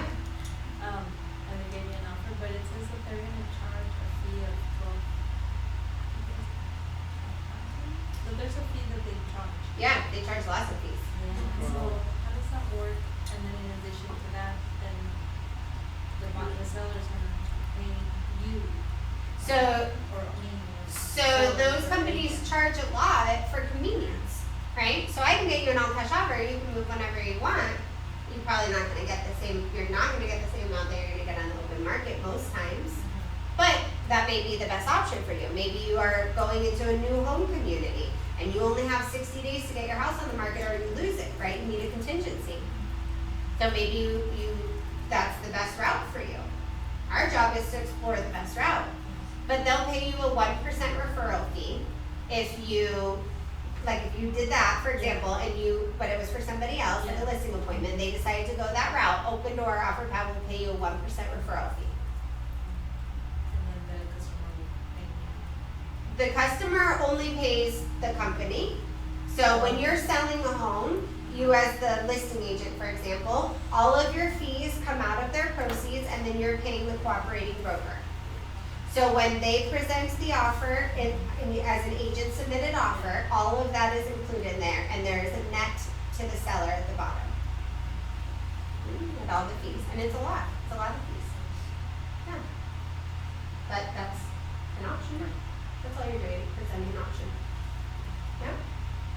I looked at mine and mine was about $100,000 less than what I would sell it on the market for. Well, one thing I did like though, I don't know if Keller Williams might do that later, but or they already have it. But they have a way where it's an empty house. When they have an empty house already, they have like a lockbox, and the customers can download their app and go in the house anytime, 24/7. Yeah. Like open door. Yeah, just it lets them in. Yeah. At any That's how time. we get in too. That's right. Williams does that too? Well, you have a lockbox key, Yeah. and you get into a lockbox, Yeah. right? So as a seller, I don't really want anybody to be going through my home. I want pre-qualified buyers going through my home with their agents, right? And from a buyer perspective, yeah, it's super convenient for a buyer, but did we make it really hard on a buyer to see properties? Because that's probably our fault, right? We should be showing them the properties because we need to be guiding them on the things that we see about it, right? So it is a model, and it works, but it's not agent assisted, right? So we're probably not providing the best fiduciary that we can if clients are kind of going out and doing those things. Yep. Okay, so let's look at global exposure. So we talked a little about marketing. So when you list with me, you have access to the KWLS or Keller Williams listing system like we talked about. So we've got that 14-point marketing plan plus everything that you added. And you remind them that makes sure that they're available on searches like Zillow and Trulia and hundreds of other websites, right? So that's important to them. Then we talk a little bit about price. So like we talked about, you've got a separate session that's specifically talking about the comparative market analysis, and I think that's in the very next session. But the prep for that is that a well-priced home creates interest, right? We went through these topics in their pre-listing presentation. A well-priced home creates interest, an underpriced home may sell quickly but may also turn off some buyers, and an overpriced home will be evident by a lack of interest, right? A competitive price we know is not what they need or what they want from the home, what the neighbor says that it's worth or what Zillow says that it's worth. Instead, it's determined by the market. And so that's why you're going to share with them the comparative market analysis that you'll learn to prepare next week or next class. It's important that they understand that buyers nowadays are very informed about the market. They have access to information online that they never had before. So your buyers are seeing what the neighbors across the street sold for, and most pre-qualified and well-qualified buyers are working with agents, so the agents are also providing them that information.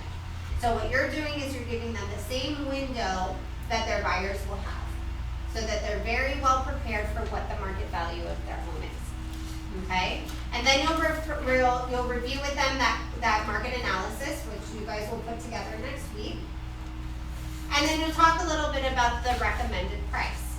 Okay? So essentially you're going to lay out for them, here are the homes that are most similar to yours, right? Plus or minus 10% square footage, single level versus single level, same neighborhood, has a pool, doesn't have a pool, right? Here are the things that are all similar to yours. And then after looking at these and taking into account what's a little bit different about yours than them, we've put together what our recommendation for price is. Alright? So your primary goal is to net them the most money possible, and using your 14-point marketing plan, you will get that for them. And what you've provided to them takes into account their condition and their location as compared to what the market looks like. Here's our pricing recommendation. Are you ready to move forward with this price? Right? And then you can have any conversations that they have. You know, we thought we would be higher, we thought we would be lower, what about this, what about that, right? And that's where the market information and the knowledge comes in important, because then you're able to have those conversations with them, right? So I recommend having either your computer with you or an iPad where you can actually show them the listing photos, right? So they can actually see the difference. So you're not just telling them, oh, that house is way nicer than yours, right? Or that house was, not as nice as yours. But they can actually see those photos, and then, okay, they've got granite, you have laminate, right? They've got tile floors, you have carpet or vinyl, right? So being able to make those, not in a judgmental way, but being able to make those comparisons so we can look at where the prices that they want to be versus what the market looks like, okay? Then we go into the listing documents themselves, and I think tomorrow morning there's a listing document workshop here from 9 to 12, is that right? Here from 9 to 12, and then next Tuesday is the buyer document workshop here from 9 to 12, and there they'll go over those actual documents. So that's super important, right? Because this gives you the whole presentation. We're in agreement about price. We're in agreement about what I'm going to do for you. We know what the market is like. Now we're going to represent you, and we can go straight into the document. So we're not going to review those today, but if you can, I would definitely attend that session. And hopefully they'll also record it so that you guys can see that if you can miss it. Okay? So then you'll go through and you'll sign the actual listing documents with them. And then you'll go through some of the disclosures and preparation points, okay? So the seller property disclosure statement, does anyone know what that is? Has anyone seen one, done one? So it's called the SPUD, Seller Property Disclosure Statement, and it's all of the things that a seller would typically know about their home, and it also gives them a section to fill out more information. So the idea is we want to go through the seller property disclosure statement with them, meaning explain to them what the sections are. Here it asks you about your roof, here it asks you about your AC, here it asks you about any upgrades that you've done. There's a section on the back, go ahead and fill that out if there's anything that you've done to the home and you're not sure where to put it. If you're not sure if you just should disclose something and you have to ask, you probably should disclose it, right? If you have any questions about it, let me know, but I cannot fill it out for you because it is a disclosure statement, meaning it's your opportunity to share with the buyers everything that you know about the home, okay? So then you can leave that with them and give them time to get that filled out in its entirety, and they may have some questions for you, which is okay, okay? And then towards the end of the appointment, you're going to say, you know, now that we've signed our listing documents and given you the disclosures that I want you to start preparing, we've talked about how to get your home on the market, let's talk about what the timeline is and what to expect, right? So you want to leave them with the understanding of exactly what's going to happen next. And they've got this what to expect next checklist. It's really nice. You can add to it, right? It just gives you a good baseline because it certainly doesn't cover everything. So the first is, when is the sign going to go into the yard, right? So we're going to order up the sign. We're going to call, if you have a sign company, however you do that, we're going to call our sign company. We're going to get up. We're going to put a coming soon rider on it, right? So that people know that we're getting prepped and ready on the market. We can start taking phone calls and talking to people about how great your house is. Here's the date that's going to happen. I have put a sign up in someone's yard before without having that conversation about when exactly that was going to happen. That didn't go very well, right? We decided to list and they signed the papers. So it's not necessarily that it was a surprise that we were listing the house, but it was a surprise about when everybody else would know that they were listing the house, right? Kind of take those things for granted. We've already agreed, we're good, we'll put it up, it's fine, right? I didn't tell my neighbor, I didn't tell my mom, I didn't, you know, whatever the case is. How quickly is that usually happening? The companies put the signs in the yard. It depends on what your listing timeline is, but typically, by the time people are at their listing appointments, they're usually pretty close to being ready. So you're probably talking within listing maybe in the next couple of weeks. And so you're probably putting the sign up within a week. But you put the sign up once you've done like an MLS, once you take photos. So we put the sign up after we've taken the photos for the most part, because we don't want the sign in the photos. Well, you can't have it, but you can also take the sign down. So you can put it up. Like, if it's going to be a couple weeks of them prepping, we may put it up so that people know that it's coming soon. Oh. Yeah. So the company's got the company that puts the sign in the yard. It's a pretty quick turnaround time though. Oh yeah. You can tell them put it up tomorrow if you want. Okay, and they'll be okay. Yeah. So we use sign setters. There's all kinds of companies though. I don't know if Rocket Lister does signs too. I know they do photo. Do they? Do you guys use Rocket Lister? I don't think so, but I've heard that Rocket Lister does Signs. Oh, okay. Mhm. Yeah. There's a ton of companies. Which one do you use? Sign setters. Sign setter. They do the signs in the lock boxes for us. But yeah, they're super fast. So you call them for the next day.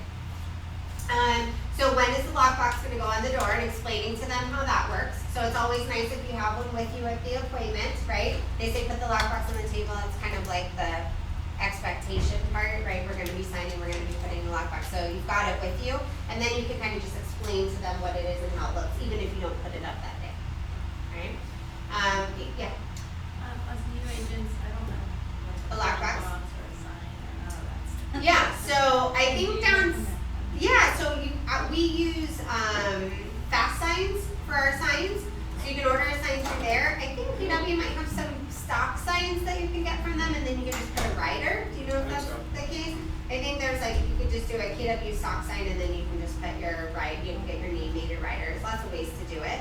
But unless you're gonna have like 100 million listings, I hope you all have 100 million listings. But unless you're gonna have them all right away, just buy a sign or two signs. You don't have to have huge amounts of inventory. One lockbox, you know, it's okay. I think it's 40 bucks for a lockbox, maybe 50 Oh, I bucks. think it's like 100. I think it's 100 something. Like 100 something, like For a 120. Per lockbox? Yeah. Gosh. I think it's 120. Oh, And where do you get it from? gee. Armless. Yeah, from Sarah. I saw somebody post on our Facebook page, man, a brand new agent. They wanted to Not borrow. big- Yeah, they wanted Yeah, to Emma let her borrow. borrow. And somebody Yeah, said, it's fine. which I thought was, Eva. that was very nice. Yeah. The lockbox, Okay. you still have to use, you're still using your own key. Right. So it's not like, there's nothing wrong with borrowing the Okay. lockbox part. you signed up? I wouldn't loan your key. Electronic key and That's all that? different. That's assigned to you. It's not on your You know. phone? No, I haven't done it yet. And probably not to a stranger. Yeah. But someone in here is okay. Yeah. Yeah, so if you get in a bind, just post it. People will be willing to help. But I mean, these are all parts of the investment that you're gonna make in your business, right? So I probably get like one of each, Yeah. the important stuff. On a team, the team has them. Yeah, sure. Okay, so then when you're gonna post it online, right? So again, make sure that they know when people are gonna see their house online. Are they gonna have a staging consultation, or are you gonna come back to do a walkthrough before you take the photos? What does any of that prep work look like, so they know when that is gonna happen? When are the photos gonna be taken? When are you gonna create any flyers or do any door knocking, or have any open houses? What any of your schedule will look like. So that just sort of sets them up to what that process will look like. Typically what we're doing is once we decide to move forward, we ask them what their timeline is. Oh, we want to get on the market as soon as possible. Great. There looks like maybe you have a little bit of work to do in the house before we take photos. When do you expect that you'll be ready? Right here, we're going to review again the list of stuff we want you to do before that happens. How long do you need to do that? Oh, I just need a weekend. Okay, perfect. Why don't you do that? Monday at 10, I'll come by and make sure everything is good, and then we'll schedule the photos for Tuesday afternoon. Alright, so again, then they know the timeline. And then if I'm taking photos on Tuesday, that means I can put your listing in the market on Friday. That gives me time to process the photos, do some pre-marketing, get it in MLS, so you'll be active on Friday. So then they have that timeline, know what that expectation is. Okay? There is a moving checklist in here. Title, whichever title company that you work with, they all have like buyer and seller guides. Those are also really nice to give to clients, and they typically have a lot of these types of checklists in there. So if you aren't already working with a title company, obviously Title Alliance is right here. Connect with them and see what types of resources that you guys can partner on, so you have more information to give to your clients. These checklists, some use them, some will just go Google them online, but there's nice things to be able to provide for them. And if you don't use them as checklists, at least you can use them as talking points when you get to the end, right? Hey, I don't know if you remember, but we did have a moving checklist in our consultation at the very beginning. I just want to pull that out and run through with you and make sure that you don't have any questions or if there's anything that you need from us, right? And then you're making sure to help them through that process. So we only have about 5 minutes left to the class, but what I do want to give you guys the opportunity to do before we break for today is talk a little bit about what some of your ahas were from today's class, and then we're going to go through just kind of a little quick quiz of some of the important stuff from today, okay? So how about we start with ahas? Anything you learned about the process that you didn't expect or that you really liked? I think that sheet that you just went over, the timeline, is huge. Like, just setting that expectation so that they're not blindsided and Totally. they don't feel stupid. Totally. You've got a plan, which is all a script is. It's just a plan, right? If the word script feels weird, like it's going to make you sound like a robot, then just throw it away and say it's just a plan. That's all a script is. It's just a plan. Okay? How about you? Any takeaways? I mean, there's a lot of takeaways. I can't, not really, there was a lot of information, so there's definitely a lot of, stuff for one, I didn't know about, the lock boxes and the signs, where you would go and get those. Awesome. It's good to know about the broker tours and, where you can, reach out to the title companies Yeah. and stuff like that, Yeah. So yeah, there's a lot Good. that I'm taking in. Yay! That's awesome. Yeah. I love there's so many templates. I haven't had the luxury of logging on yet, so That's I haven't been amazing. able to look through it, but I feel like every class I find out about more and more templates that we can use. Yes. To at least start off with. Yes, it's amazing. It literally, before I came to KW, I had to Google all of this stuff and create all of it from scratch. And it all exists here. You can customize it, right? And say the stuff that you're better at and once you have experience, add more to it. But this in its current form is perfect. It is exactly the same stuff that I talk about. I have just added stuff over time because of my team or because of what we do. But you have the same advantage as me with this exact same format. It's huge. It's amazing. I feel like part of it, where it talks about us as a realtor, what we provide would be good information to put on our LinkedIn or on our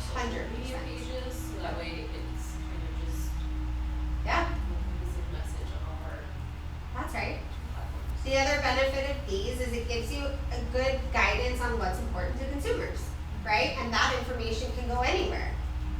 It can go on your social media profiles, it can go when you're talking to people, it can go, these plans, right away from scripts, these plans apply in many situations, all right? Not just at the listing appointment.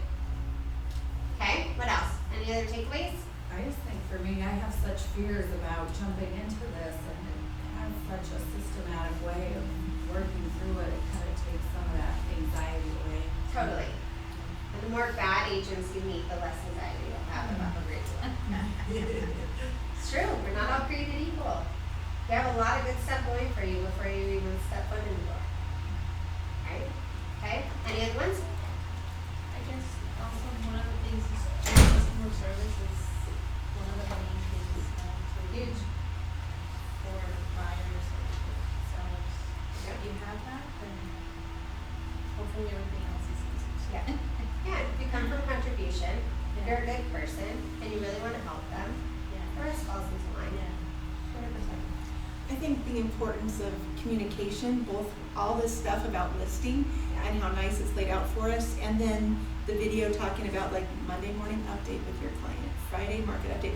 I think you just head off so many problems because they just get scared when they don't know what to expect. Totally. So I think if you go over all this, then they're just like, okay, they've got me, I'm good, I don't have to panic. Yeah. I would say if you could take that and use that in all parts of your business, being over communicative, it will take you very, very far.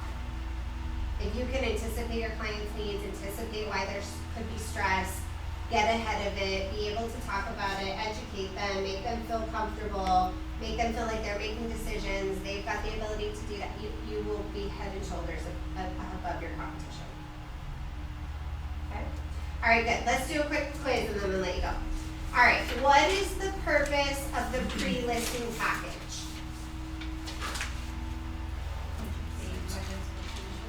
Setting expectations. Knowing more about the customer's needs. Totally. Identifying their motivations, why they want to go, what they want to do. Anything else? What about- Building that relationship with the customer. Yeah, pre-selling, right? Pre-selling. Okay?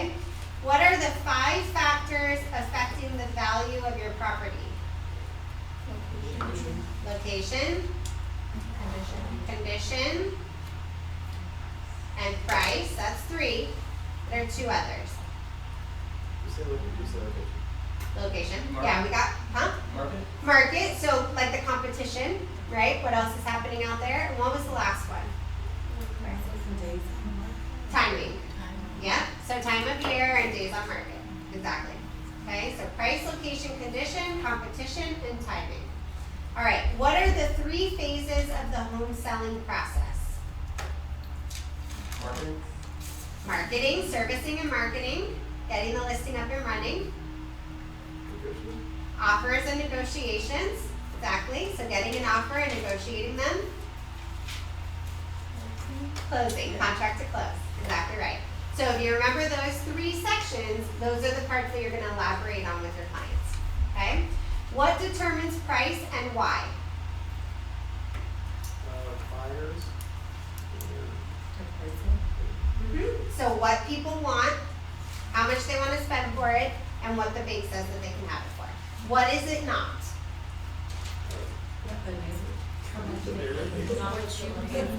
What you paid for it, what the neighbor said, what Zillow said.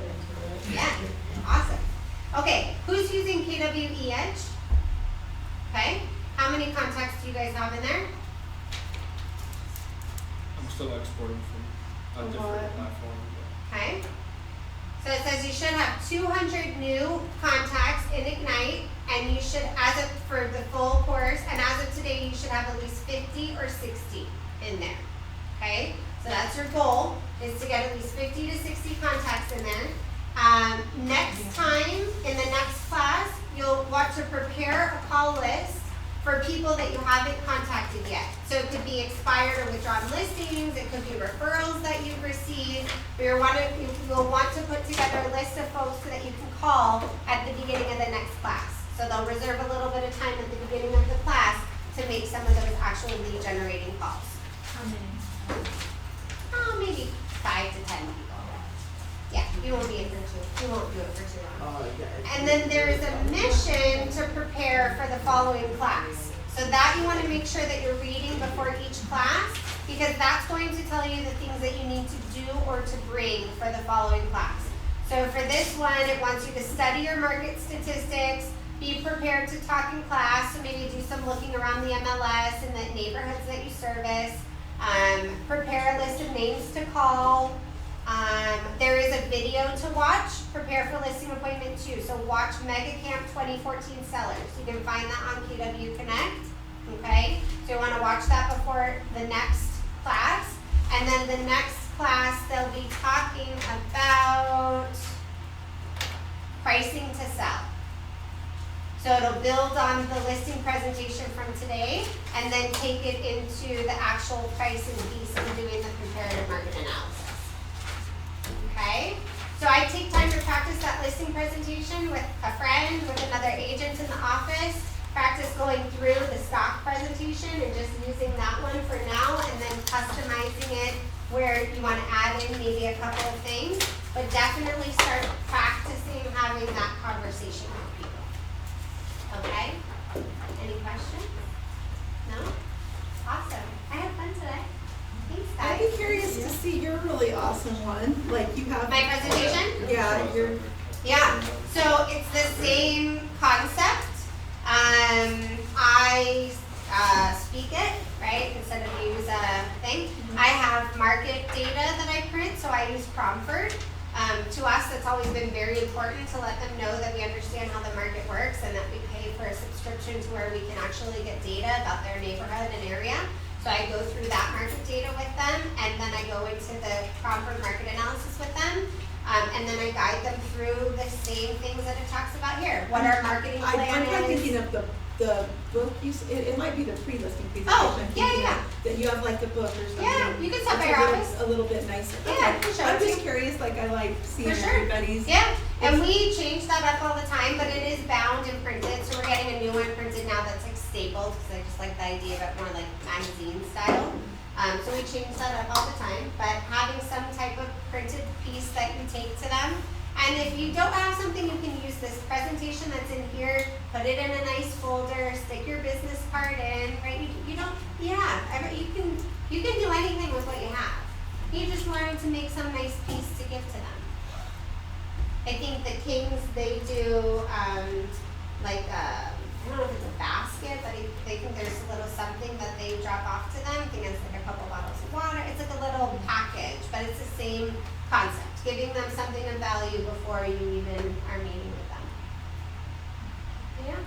I think that's a good idea. It makes you stand out Makes you from stand like out. the competition. That's right. Because they'll keep, when you put something in their hands and it's got your labels and everything, and it'll just kind of keep bringing that back to their mind. If they're Plus your interviewing. marketing. Mhm. Just like you're gonna market their home. Yeah, because if they're interviewing, a handful of agents, Yeah, it's good to like stand out. exactly. Very good. Thank Thanks, guys. Thanks, and great job. Yeah.